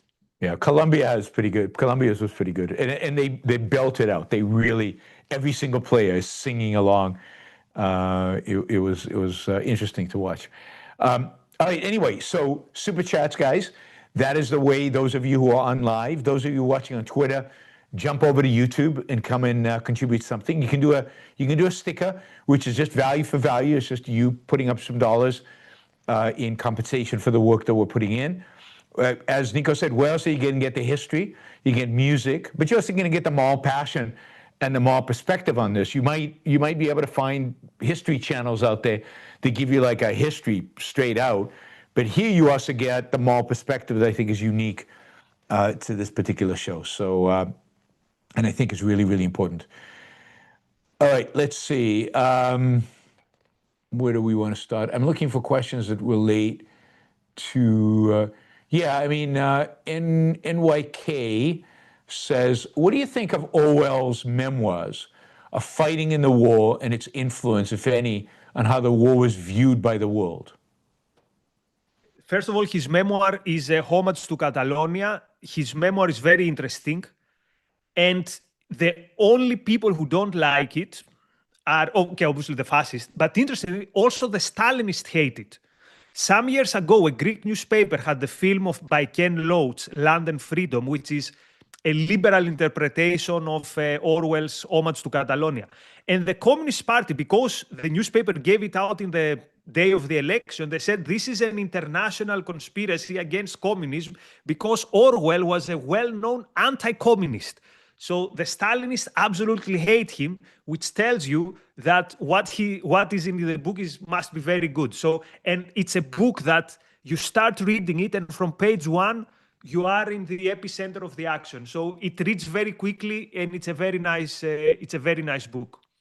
So what do you think about how it shaped like people's perspective of the war around the world? Oh yeah, but of course, it added to the idea that, of course, yes, for Orwell, there's only one side in the war which is good, and there's no question which side this is. And actually, he calls everyone on the other side the fascists.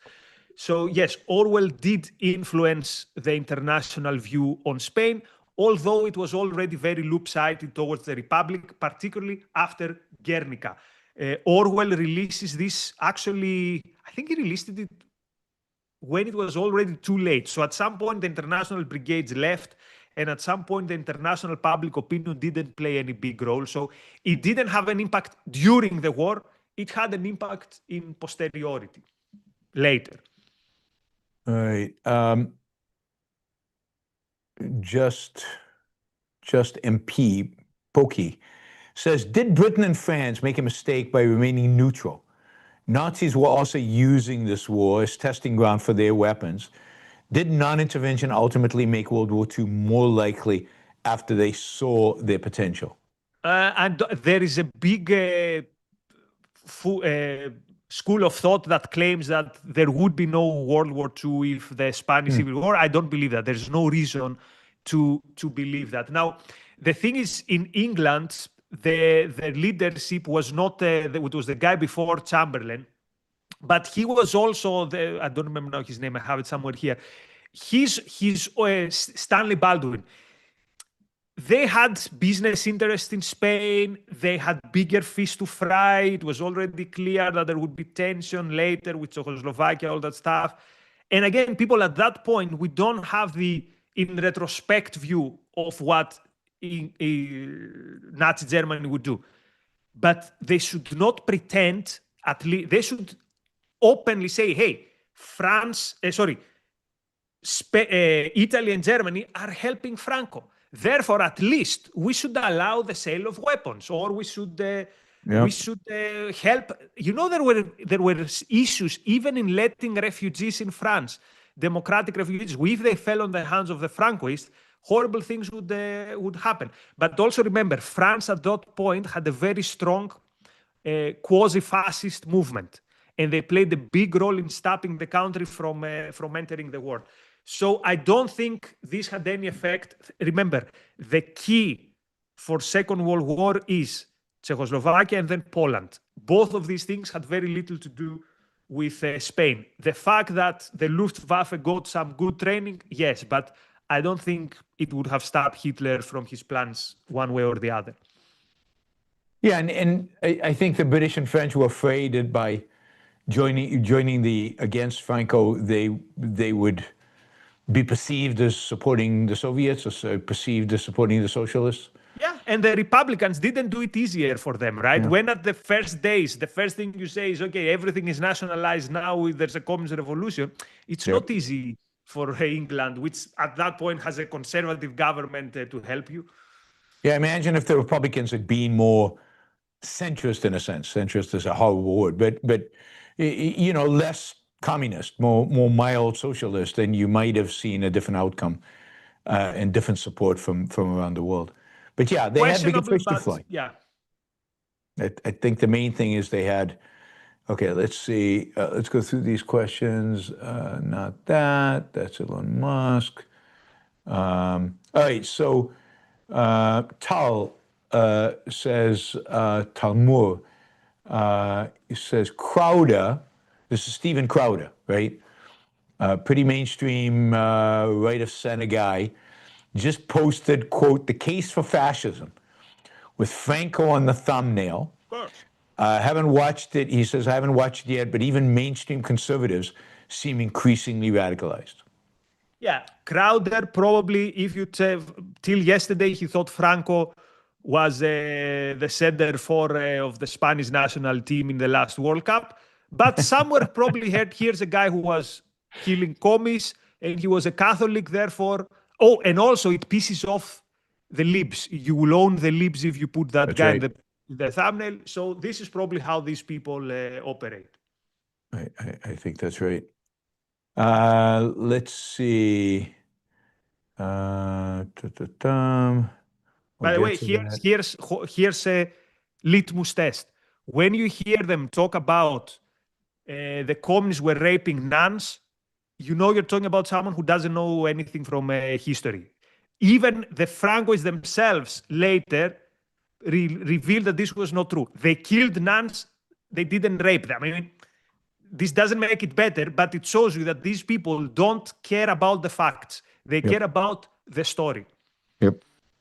So this is Christian. He asks, was Estado Novo led by Salazar really far less worse? I hate these double negatives, guys. You gotta get rid of these far less, not just any less worse, far less worse. There's a better way to say that than Franco's regime, as Hayek claimed. So Salazar didn't have to face a civil war. Salazar didn't have all these people who were openly a target for him. So yes, the regime in Portugal was less brutal than the regime in Spain. I'm no expert in Salazar. And again, it's a bit apples with oranges because Franco had more space to exhibit his savagery. Salazar, though, support. Oh, and last thing I forgot to say: the only two countries in the first 15 years or so that had any relationship with Franco was Portugal of Salazar, and the other was the country which could not decide whether they are fascist or socialists. I'm talking about Perón's Argentina. So these were the only international allies of Franco. This tells you all you need to know about the nature of his regime. Yeah, and Salazar was pretty brutal. And economically, Portugal stayed relatively poor throughout so the Salazar's track record economically basically tracked Franco's. I don't think it was But any I mean, worse or any better. you don't have the mass graves that Yeah, till today they find in Spain. that's right. Let's see. All right. All right, let's go to general questions. Oh, one more. All right. Yaron came in with, how is the Spanish Civil War taught in Europe? What parts are glossed over or misrepresented? The Spanish Civil War is taught as the battle between democracy and fascism. I knew a guy who was not even that political, who once told me, and I still remember, he said, if I would fight one war in my life, so he was a pacifist. He said he would never fight a war, but the one war he would fight was the Spanish Civil War. So it is completely portrayed in this simplistic and wrong, actually false way, as democracy versus fascism. It was also the first war where the history was written by the defeated side. Oh, yeah, because they would be the intellectuals. Yeah. All right. Now we're getting to some serious stuff. All right. Christian says, I disagree concerning Messi's foul against Algeria. Oh my God. We are this is the third week we're discussing that. Guys, that's not a yellow. It doesn't mean that if you touch the guy in his Achilles heel, it's a red card. It could have been a yellow card and life could have gone on. Like from the World Cup, from what you've seen with Messi, is this what's stuck in your mind? From all the things that you've seen, is this the highlight of the World Cup? He says, I also think that the canceled red card against Balogun was justified. In Germany, in German football, such actions always lead to red cards as they endanger the health of the players. Look, if he would give that red card, I wouldn't go out to protest with guns like Senate FI in Spain. But come on, he didn't give the red card. It's not the end of the world. It was the first game versus Algeria. Like, who cares? All right. Josh says, sorry to miss the live show today. Cheers to you both. Thanks for the $50, Josh. Really appreciate that. Josh. And Christian, okay, we already did that one. Let's see. Shruti, of course. Cheers to the show. Thank you, Shruti. Really appreciate that. All right, let's see. We had some stickers. Let me thank the sticker people. Dennis, and I think this is Dennis. Yeah, it's Dennis. First super chat ever. Thank you, Dennis. Really appreciate that. Thank you, Dennis. Enric, thank you. Thank you. And let's see, Roland, thank you. And I saw, yeah, there it is. Wes, $100. Thank you, Wes. Really Wow, thank you. appreciate that. And let's see, we've got. Also, not to guilt people, but I don't know if we've mentioned it. From the money they've sent, a big part, some part goes to YouTube. So more Yes. is always better. Quantity of contributions, of separate, like horizontal contribution is better. So don't say this other guy gave 100, Nikos and Yaron gets 100. More. Ron Gavrieli, thank you. Yes, more is always better than less. Absolutely. And we are, Nikos and I are greedy. Bonnie, thank you. And Cook, thank you. Let's see, I think I got everybody. Yeah, I got Ron. Okay, thank you guys. Really, really appreciate the support, but keep it coming. We're still way behind our goal, but we'll be good. All right, Christian, okay. Nikos, I hope you weren't too sad about the World Cup final, but I thought Spain was too strong. They haven't been beaten for 3 years. The night before the final, I told you it's difficult even to threaten Spain. I didn't expect that Argentina wouldn't do a shoot. No, I was not sad because Spain deserved it 200%. Yep. Okay, I was sad, but Spain deserved it. We've never seen such a dominant team throughout the whole tournament. They conceded, I think, only one goal. And you couldn't even threaten them. So we will remember this as the most dominant team in my lifetime, at least, to ever win the World Cup. Yeah, I mean, they weren't a what do you call it? An exciting team to watch, right? They played beautiful, but they weren't super exciting, right? But it was beautiful. I remember the 2010 Spanish team that won was 2010, right? They were an amazing team. I mean, the crisp passing, it was just a... Well, they had Xavi, Iniesta, Busquets, Torres, Villa. I expected them to dominate the World Cups for years to come. I was surprised that they kind of faded as quickly as they did after winning the European Cup. They did something that no one has done in recent history. They won Euro, World Cup, Euro. And now they won Euro World Cup. Let's see the Euros in 2 years. Yeah, so they play beautiful, beautiful football. It's just not a lot of goals. They don't score a lot of goals, which is... But they control the game. Yes. That's the important thing. Nothing happens, which is something that they don't want it to happen in the game. That's the most important thing. Absolutely. Completely control the game. It's at their pace. They do what they want to do, except it would be nice if they scored a few more goals.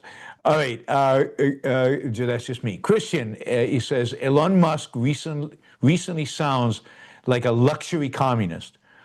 There will be, he's quoting Elon Musk basically, there will be no scarcity, hence no money in the future. How can he make such silly statements? I mean, he literally said, in 10 years, not in the distant future, in 10 years, there'll be no money. It's like he's listening to John Lennon or watching Star Trek. No money in 10 years. He's not very, this is my view. We'll see what Nikos says. Musk is not sophisticated philosophically or economically. He has no real understanding. He's a phenomenal businessman, and he's arguably a great engineer, and he has vision. He has this amazing vision for engineering products, but he has zero sophistication when it comes to ideas. He's not an intellectual. He's an anti-intellectual, and the problem is everybody treats him as if he's an intellectual. And therefore, highlights. But he's very dangerous. This idea of no money, this idea of no scarcity, as if, what's scarce right now? iPhones are scarce, right? And imagine what an iPhone will be able to do, or what the equivalent of an iPhone could be in 10 years with AI. That'll be scarce. Maybe it'll be 1,000 times better than an iPhone because of AI, but it'll still be scarce because there's always something more that we want. There's always something greater. There's no limit to human needs. There's no limit to human wants. And these people think the standard of living wave right now is it. If the standard of living wave right now is it, then yeah, AI can produce everything we produce today cheaper and with more abundance. True. But we'll want more when that happens, much more when that happens. And that's what they don't get. And he's so superficial with the politics. Yep. The other day, he tweeted something like, it's a scandal that a Greek neo-Nazi is in prison. That's literally a guy with a swastika. Now, having a swastika is not a crime, I mean, a criminal crime, but he was leading a group that did actual crimes, including murdering people. He was leading the Golden Dawn. So again, he's no idea. He saw someone saying something like, oh, this guy's in prison because he's probably anti-woke or anti-immigration. And he thought this is like a political persecution. And he clearly has zero idea what he's talking about. Yeah, it's sad because a lot of businessmen don't know much about these kind of issues, but they keep their mouth shut. Elon Musk is on Twitter every single day spouting, and half his tweets are complete nonsense. I mean, and really that's also a bad. problem for the world, because I think Twitter is bad for him. He must spend there hours every day. Yeah. How much he tweets, he retweets. Yeah, and it'd be much better if he spent it thinking about engineering problems. All right, Mary Eileen says, love you guys. Thank you, Mary Eileen. Really appreciate it. Mary Eileen also says, you are both loud and clear. That was earlier when we asked for, we appreciate that. Ryan says, Yaron, how do you find the heat in Spain in August? Look, it's hot, right? It's mostly in the 80s. I'll be in Barcelona, so it's not South Spain, but it goes into the 90s. It's humid, but I live in Puerto Rico, which is humid all year round, and now Puerto Rico doesn't go over 90, and Barcelona does. But there's air conditioning in. I have an Airbnb with air conditioning. I wouldn't get one without. I find it pleasant. There's a breeze because it's right on the Mediterranean, so you get a bit of a breeze off the Mediterranean, and if I spent a huge amount of time outdoors, it would be tough. It's also the other thing about Barcelona. The streets are shaded. There's tons of trees and buildings. So the tall buildings on both sides. So you're always in the shade, or you can always be on the side of the street where there's shade. So I don't find it bad at all. I prefer heat to cold. So. And whatever you hear from right-wing idiots on Twitter, 99.9999% of the houses, at least in Southern Europe, have air conditioning. Because I think they've created this, like, European Union has banned air conditions. I don't know a single house in Greece without an air conditioner. It's like aunties, grandmothers in the village, they have air conditioning. Yeah, and it's Northern Europe that doesn't have air conditioning, and partially is they didn't really need it until recently, and there are some net zero, like in Britain, there's some net zero rules that make it very difficult to put air conditioning in. But yeah, it's mostly city planning laws. Like your house is too old, so we shouldn't alter its appearance. Yep.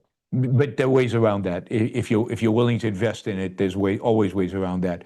But it's also, I will say that Europeans keep the air conditioning at a warmer setting. And I think, like, if you go into a store or if you go in an office building in Europe, it's warmer than if you go into a store and office building in America. Oh, 100%. Mine is at 26 currently, and I'm trying to see how much this is.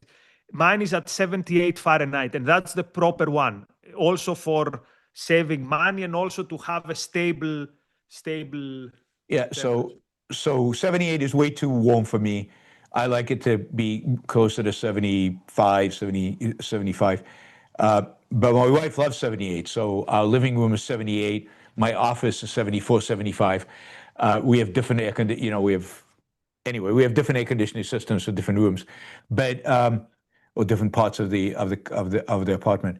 But yeah, there are differences. But I find Spain very pleasant. Now, the big issue for me is going to be in Barcelona, not air conditioning, not the weather, none of that. It's and we'll see, right? Because last I was there 2 years ago. I think it's a lot worse now. It's going to be having to see like every day on everywhere Palestinian flags. That's Don't going to ever be, come to Athens then. Don't ever. yeah. So I think Barcelona's gotten worse than it was 2 years ago. But I'll tell you more when I get there, and it will kind of determine, whether in the future I'm still going to spend time in Barcelona. Is kind of what I sense the atmosphere is over there. And I'm here in Lisbon, and there's none of that in Lisbon. I really like Lisbon in that sense. There's just you don't see Palestinian flags. There's no stress around. I mean, there are immigrants here, mainly from Africa, some from India and Pakistan, but you don't get the same kind of tension I think you get in some other parts of Europe around immigration here in Portugal. I mean, maybe the Portuguese will correct me, but at least I don't sense it as somebody visiting here, like I do in Spain and in other places. All right, let's see. Eric says, people who enjoy thinking will do incredible things with AI. How would you design a program for improving thinking habits inside an organization, given that many people have spent years reinforcing bad intellectual habits? Well, I mean, that's really an interesting question. And I'd say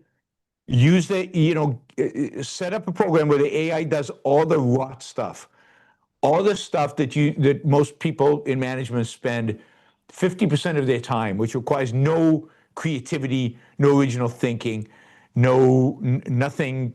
Let AI do that. And imagine then you've got now 100% of the time. And then maybe the system can prod you to find ways to prod the individual to become more creative, to spend more time on thinking about, outside the box issues rather than the rot that so many, filling forms and management. There's a lot of standardized, just repetition that that will all go. They will all disappear. Reporting, accounting, all of that is going to be automatized. But yeah, there should be a way to actually stimulate, to prod people, to remind them to be more creative, to think more, and to think more deeply. Now, some people might not have that capacity, but that we will discover very quickly, I think, with AI. The people who don't get jobs are the people who can't hack it. Once you take away all the simple stuff, they can't make it. All right, Enric, it would be interesting to do a show on the origin and evolution of anarchism. I agree, with including its libertarian version. So, kind of. I can't grasp it. I You've have got a the book like right that there. with the history of anarchism, which is, but the problem is, where do you begin? Some people claim that you begin from Lao Tzu or from ancient Asian tradition. But we can do one and we can agree. What were the real influences on, let's say, the Russian anarchists, the ones who assassinate the Tsar or whatever?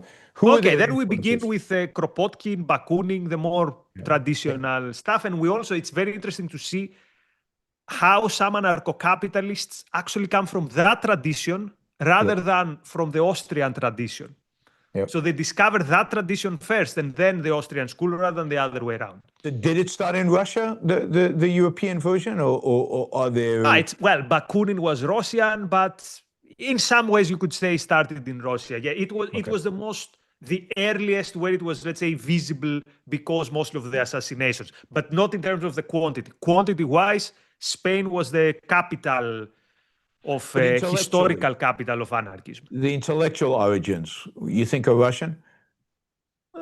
Proudhon was French, but I was never very much convinced that Proudhon was. I would say, if I had to pick one, I would say Russia. Okay. Yeah, it would be interesting to think about. I mean, kind of Dostoevsky and like if you think about Dostoevsky, what are the options he presents you with? Religion or anarchy? Right? Mm.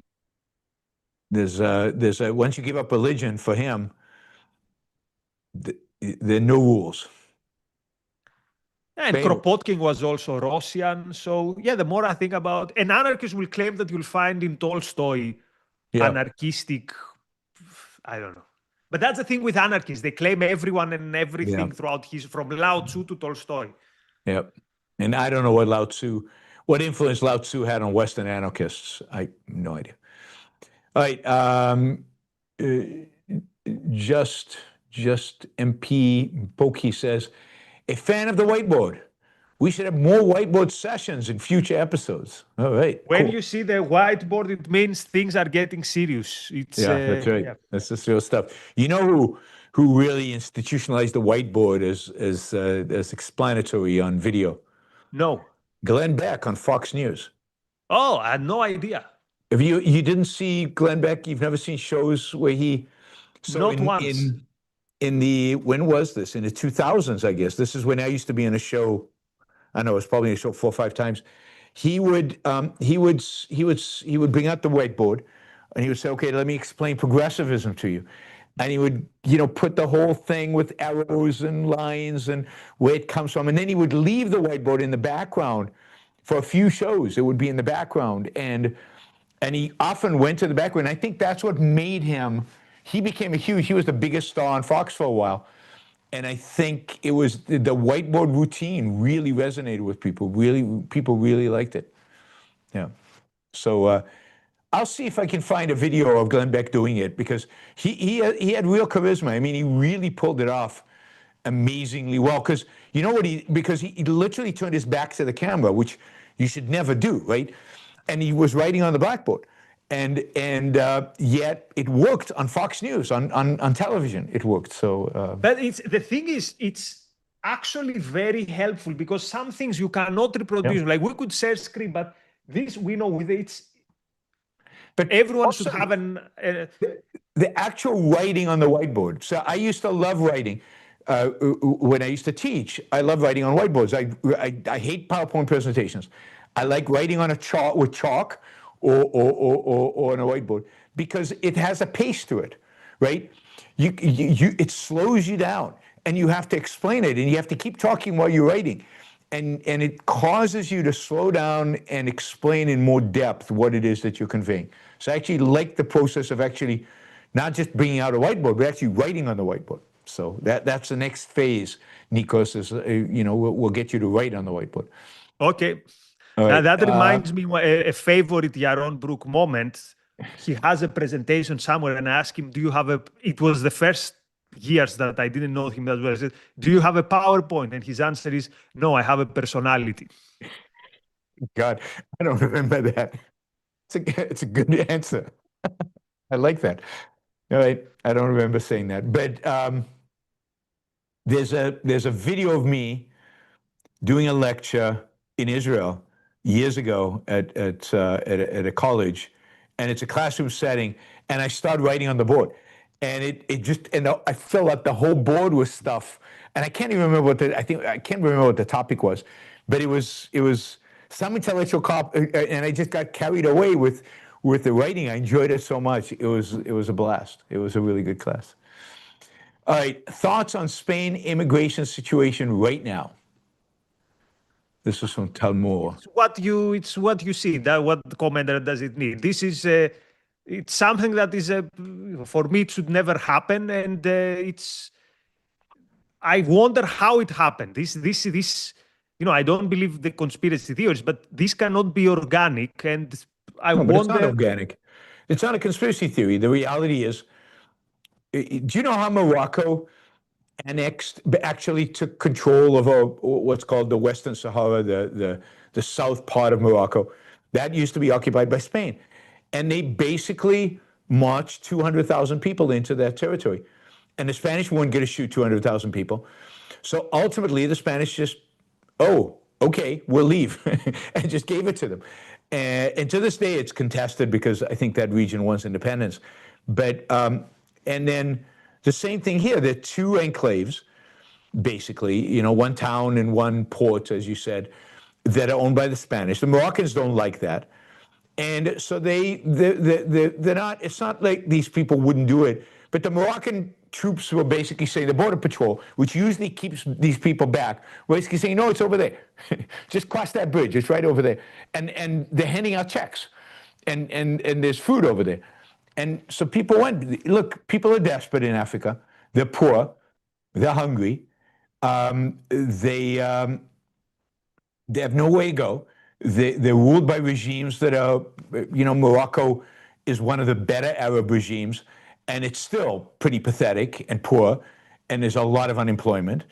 And then if you go in sub-Saharan Africa, yeah, I mean, there's nothing there for them. If you live in the Congo, there's nothing to live for. There's no hope.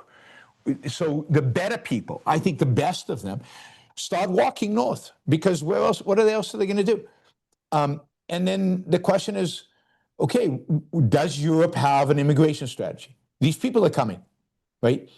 They're coming. And do you have an immigration strategy? One strategy would be we shoot them.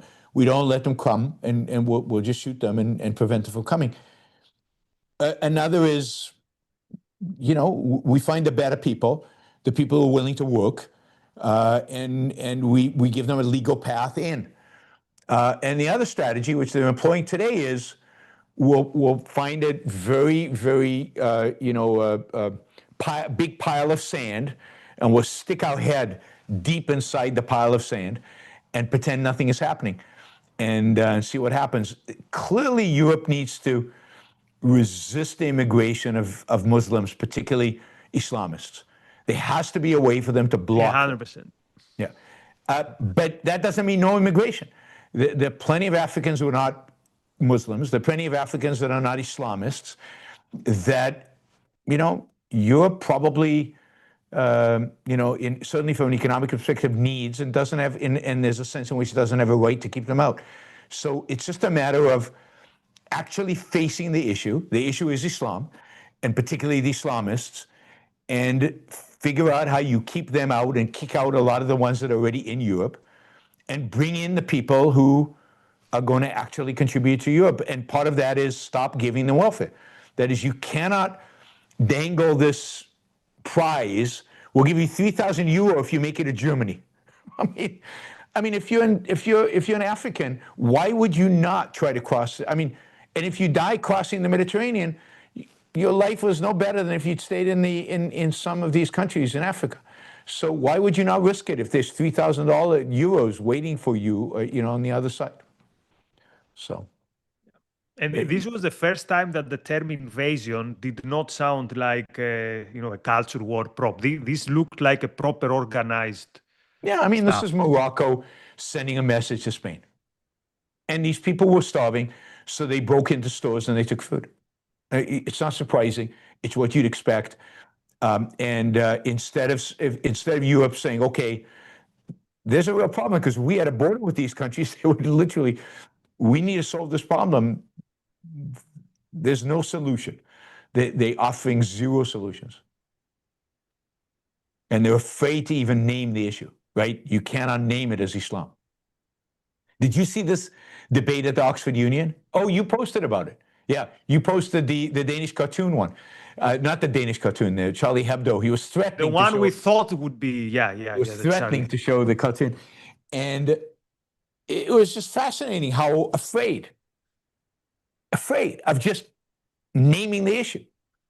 And one woman out there said to, I think it was Tommy Robinson was there. Yeah. And she says to him, do you realize that it's only us, we moderate Muslims here, we liberal Muslims, pro-free speech Muslims, that are preventing you from being slaughtered by the people out there? She didn't say it in these words. Yeah.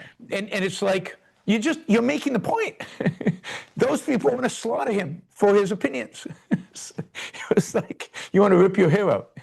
After the first shock, what was the one thing that stuck to me from that debate? You are the one person who will understand me. Every single person was reading from notes. I was like, people, Like Yeah. this guy Yeah. video has 3 million views on YouTube. Your talk is like 10 minutes. Can you not be able to give a 10 minutes talk about something that important without notes? Yes. So There's let something me so encourage important. people to take your workshop. It's not around anymore. If your course in ARU, wherever they can find it, Yeah. or to find through Razi, my course on public speaking, take a good course, guys. Don't be like these guys. Millions of people see you and you're like, Did Tommy Robinson read from notes? yes, he even worse. He had like an iPad. Like, for God's sake, you've been speaking about these things for like 20 years. It's ridiculous, ridiculous. So if you want to see how it's done, check out my Cambridge Union debate, because my Oxford Union debates never made it to video, sadly. I had some great lines in those ones, about one was in the financial crisis, but my Cambridge one did, where I called for privatizing the NIH, and the whole room erupted, and almost, it was almost as bad as the Muslims. They were coming after me. It's But that was easier with no to notes, go. and it was super entertaining. And people, even my opponents, appreciated the fact that there was passion. And anyway, yep. It's easier to go to the Vatican and challenge the Pope than go and have a debate in the UK against the NHS. Yep. Well, I did that at Cambridge, so they haven't invited me back yet. All right. Roland says, payment for Nikos. Keep the show going, you guys. I love it. Thanks, Thank you. Roland. Thank you very much, Roland. Linda, thank you, Nikos and Yaron. Thank you, Linda. Thank you. Just Impoki. Thank Nikos for the work you put in. It really shows. Thank you. Okay, not to boast. Some of these things I knew anyway, but I put work. He puts in work every week. Roland, don't forget about the Greek national anthem, Hymn to Liberty. There's a concept I can get behind. Yeah, and you should read the lyrics. They're like a death metal lyrics. But the thing is, for me it speaks a lot, but to the average viewer, the music is not that. It's not like the Spanish or the Italian where you listen to it at the beginning of a game and you want to tear up your clothes and get in the arena. It's a different type. Yep. But it's a very beautiful poem if you find the whole poem. Yep. When was it composed? When was it written? Around the time of the Greek Revolution, the 1820s. 1820s. So late 1820s, I think. When they could write. Yep. How should Europe maintain the rivers, Danube, Rhine, water levels? If these droughts keep coming more often and more intensely, we need them for trade. Who says that there are more droughts, by the way? Do we have facts about that? I don't know what's causing it, but the level of the Danube right now, the Rhine, is at historical lows, and they can barely move boats along it. So there must be a drought somewhere, or they're consuming the water out of it. Imagine if you privatized the Danube, and you created legal rights on the Danube, and people had an incentive to keep the water levels at certain levels. You could build locks and dams, dams with locks so that you could move ships along them. You could then, the water in the Danube and the Rhine, my guess is used for agriculture. Imagine if the price fluctuated based on the amount of water in the river. So let's say there was a drought and the amount of water declined, and then you raised prices on use of the water, then agriculture will have to find different, they'd have to become more efficient at using the water, but they would buy less. So there wouldn't be, the river wouldn't lower it. So it's all an issue of, if you had dynamic pricing of water, all of these things are solvable through property rights. If Netherlands managed to live below sea level, if Israel managed to get water out of the desert, it's doable. Yeah, it's just a matter of creating the right incentives. But if nobody owns the rivers, nobody cares. And also being ambitious, not being fatalistic. Oh, we're going to run out of water. No, we can find solutions to everything. Yeah, and one of the real, I talked about this on the show yesterday, I think. The shortage of water in California is driven by the fact that the priority, all the water goes to almond farmers. almonds, which is one of the biggest consumers of water in the world. You give it to them in California, which is a dry state. Almonds should be grown in wet states, not dry states. But if you subsidize the water and the state sells it to you really cheap, what the hell? Why not? I can make a lot of money, growing almonds and shipping them to China, which is what they do. So, capitalism solves these problems. Privatization solves these problems. Yeah, Franco did some crazy projects like that, and he spent a ridiculous amount of money for nothing. But yep, yeah, all statists do. Jennifer says, "Thank you, Yaron and Nikos. Love your knowledge and enthusiasm." Thank you, Jennifer. Thank you very much, Jennifer. Let's see. Neo says, "Yaron, I doubt moderate Muslims exist. I know a few. Even if they reject Islamists, they'd still implement Islamic law given power." How do you know that?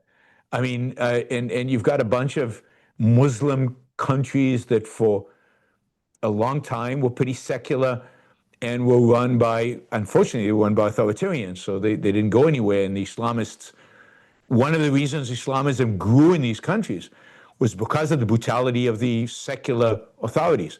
But there was secular Muslim countries. There is now. Albania is a Muslim country that's secular. Azerbaijan is a Muslim country that's secular. Women are walking around in bikinis in Azerbaijan, and then the tourists who come in from like Dubai are walking in full, what do you call it, black burqas, and you've got the bikinis right next to them. So there's just no evidence of that. Nobody's ever stood up to the Islamists and said, shut up and know your place. And we don't take you seriously, and we're not interested in what you have to think. And if you're going to be violent, you're going to go to jail for the rest of your life, and you're never going to be seen again. It would disappear if you did that. And there are moderate Muslims, even in, the moderate Muslims in India, the moderate Muslims in Bangladesh. Bangladesh is moving towards more moderate Islam. It used to be much more Islamist. Arguably, there's a big battle in Pakistan between the Islamists and the moderates. The moderates were educated under the British educational system, and they're much more moderate and secular. So I don't think that's true. He continues, "I've seen second generation peers trade freedom to follow the Quran study." Yes, because right now in the world, and right now the reality is that if you're young and you're looking for idealism, where are you going to find it? If you're in the West, you can find it in one of three places: communism or social democrats, or whatever you want to call it, fascism of all the variant types, or Islamism. That's where idealism lives. And straight Western civilization is boring to the young, right? It's non-idealistic, it's cynical, it's skeptical, it's egalitarian in a subversive kind of an implicit sense, not with the idealistic egalitarianism of a communist. And so if you're looking for an ideal, like Nikos was when he was young and he went the communist route, if you're raised Muslim and you see your parents, and they're moderate Muslims, and they're living a middle-class life in England, and you're like, I want more than that. I want something to die for, right? Then you're going to go the Islamist route. So, this is the absence of idealism in the West, absence of idealism of good values that is leading to this. Islamism is just one of the several evil ideologies that is attractive to young people. It's why during ISIS, so many regular white Europeans volunteered to go fight for ISIS in Syria because they were fighting for something. And even white Europeans, Christian Europeans, found that intriguing and interesting and fascinating because their life is so dull and devoid of values. This is the crisis. The crisis in the West is indeed a crisis of meaning, but they're looking for meaning in all the wrong places. And actually, many of the people who went and fought in Spain in the international brigades were not just intellectuals. Many working class kids who were out of job because of the Depression. And they were looking for something to fight for, something they could believe in, something they, idealism. And one of the evils of modern philosophy and modern culture is the death of idealism. And, I don't know if you saw this interview of Christopher Nolan I haven't seen the movie yet. I'm going to see it I've got tickets on Friday. I'm going to see it. So I'll do a whole show on it. But I saw this interview today with Christopher Nolan with Chinese. Did you see this one? I saw people commenting on it on Twitter, but I haven't watched the 30 minutes one. Yeah. It's a short interview.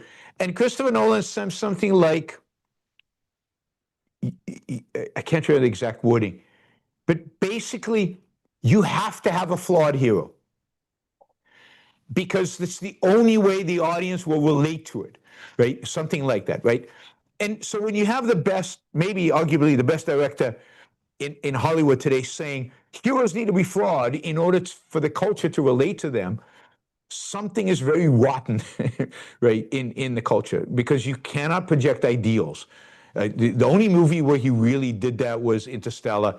He hasn't really done that in any other movie. All his other movies, the heroes are flawed and mixed and sometimes confused, and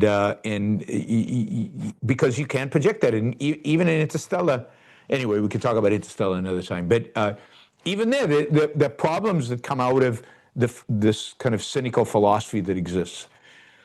And of course, talking about lack of idealism, our wider movement, the liberty movement, is one of the most idealism-less places and movements in history. It's absolutely pathetic. We have the best ideas in the history of humanity, and it's like, oh no, it's a GDP. Here's my graphs. It's absolutely pathetic. We make a virtue of oh no, we're not at the way. We are a compromise in the middle of the way. It's pathetic. It's pathetic. Well, except for Ayn Rand. Except for Ayn Rand. I mean, to me, the biggest tragedy of the 20th century. That's a big statement, so I better live up to it.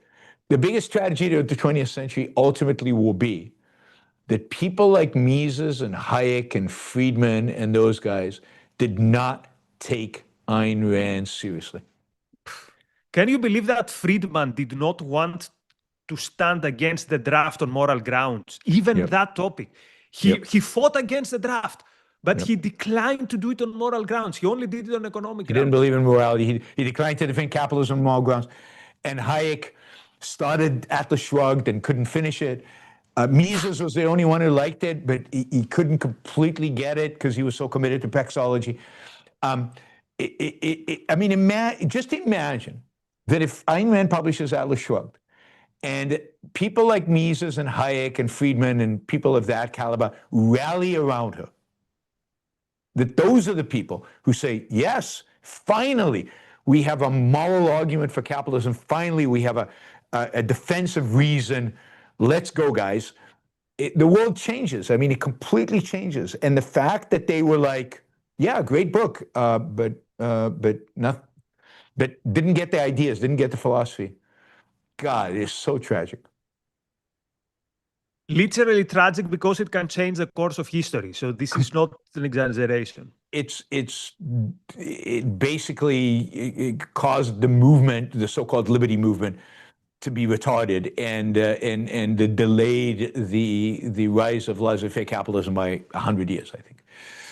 Anyway, Ian says, I'm currently reading James Ellroy's Red Sheet, where the Spanish Civil War is a big part of the background, including the attack on the nuns were a major claim. Interesting to get the real history. Well, yeah, again, there were attacks on nuns and on priests, and it was disgusting, and there were thousands of religious figures executed. This is absolutely a stain in the history of the left. But we're not here to defend the left. So everyone knows that the left are savages. Like that's my point. We know that they are savages. The side that fights the left, they should not be savages. That's the whole point. Anyway, our friend mentioned a book. This has nothing to do with you, my friend. Enjoy. I haven't read the book, but it's such a period of so much stuff happening that these books are quite interesting to study them. Just Impoki says, Nikos, which team do you support in PL League, and what style of football do you like to watch? I support Liverpool since 1989. Unfortunately, they're also the most left-wing and anti-Thatcher team. The type of football I like to watch is the Spanish type, what they used to call tiki-taka. So I'm a huge Pep Guardiola fan, but I also like the high-intensity Jurgen Klopp football, gegenpressing, press up, like strangle the opponent. So the opposite of whatever Argentina was playing. Yeah. Yep. All right. Roman says, The Economist published an article, quote, "The rise of the deserving rich," that might be of interest to you. Real producers are winning. As Who are the compared to, undeserving rich, though? That's what I'm curious of. the aristocrats, the old European wealth is Yeah, but how undeserved. many people are around like that? So most people, when they say deserving rich, they probably mean like 5 people. Yeah, they mean a few entrepreneurs in Silicon Valley. But almost all the rich are deserving rich. Now, yes, if you inherited your money, you're deserving. Are you undeserving? I mean, maybe you're not deserving in the same sense as an entrepreneur who creates it, but you're not undeserving. I mean, you inherited it. So the whole conception is screwed up. All right, last question goes to Justin Pokey, who's asked a lot of questions today. That's always a sad moment when I hear the last question. Yeah, well, somebody could still step in and alleviate your sadness. Do you guys know where the full debate is? I can't find it. Which debate? Yeah, But the Oxford. but the clips were fascinating. The whole room was so scared of that envelope. Funny and sad. So quite often they release the debates in segments, and sometimes they don't release them at all, as they did with Yaron. So well, mine weren't filmed. Those were the days where they weren't filmed. This is the early 2010s. Really? They didn't have a camera there. Yeah. That's crazy. Yes. Anyway, almost every intervention, if you search enough on Twitter, you can find it from phone cameras. Anyway, it's not a great debate. It was completely counterclimactic. It's just that there's some moments of interesting stuff happening. Yes, and sensing the fear is important. I know with the Cambridge debate, they released clips. They released a few of the single things before they released the entire debate as a video. So sometimes weeks afterwards, they released the entire debate. But there's speculation they won't release this at all because they're afraid. So who knows? But then it's not clear why they would release the segments. All right, we will be on next week on Saturday, not Sunday.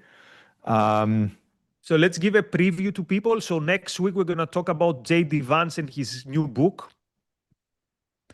I think 11th of September, whatever is around there, we should talk about another darling of the right and of some libertarians, General Augusto Pinochet, because it's the anniversary of his coup. Okay. Yep. And between that and then, if people have any good ideas, please let us know or do suggestions. Well, they suggested anarchism. We might be able to do that. So, yeah. But yes, generally send lists of requests, and in the years to come, we will try to cover all of them. All right, and yes, so next week, I think most of August. There might be one date in August that I can't do it, but I think we should have almost all the weekends in August. We will have a show. Deal. On that all right, everybody. Note, what's that? On that happy note. And hopefully by then I will have figured out all the mechanics of my setup so that we can start on time and with no technical issues. Thank you, Nikos. Thank you, guys, particularly the super chatters. Thanks to everybody, the sticker people. I will see you all. No show tomorrow. I'm in Norway tomorrow for 18 hours or 16 hours. I go to Norway. I'll go speak to 300-400 kids, I think, in South Norway and then Southwest Norway. And then I'll be back. So the next show is Wednesday. All right. Bye, everybody. Bye, everybody.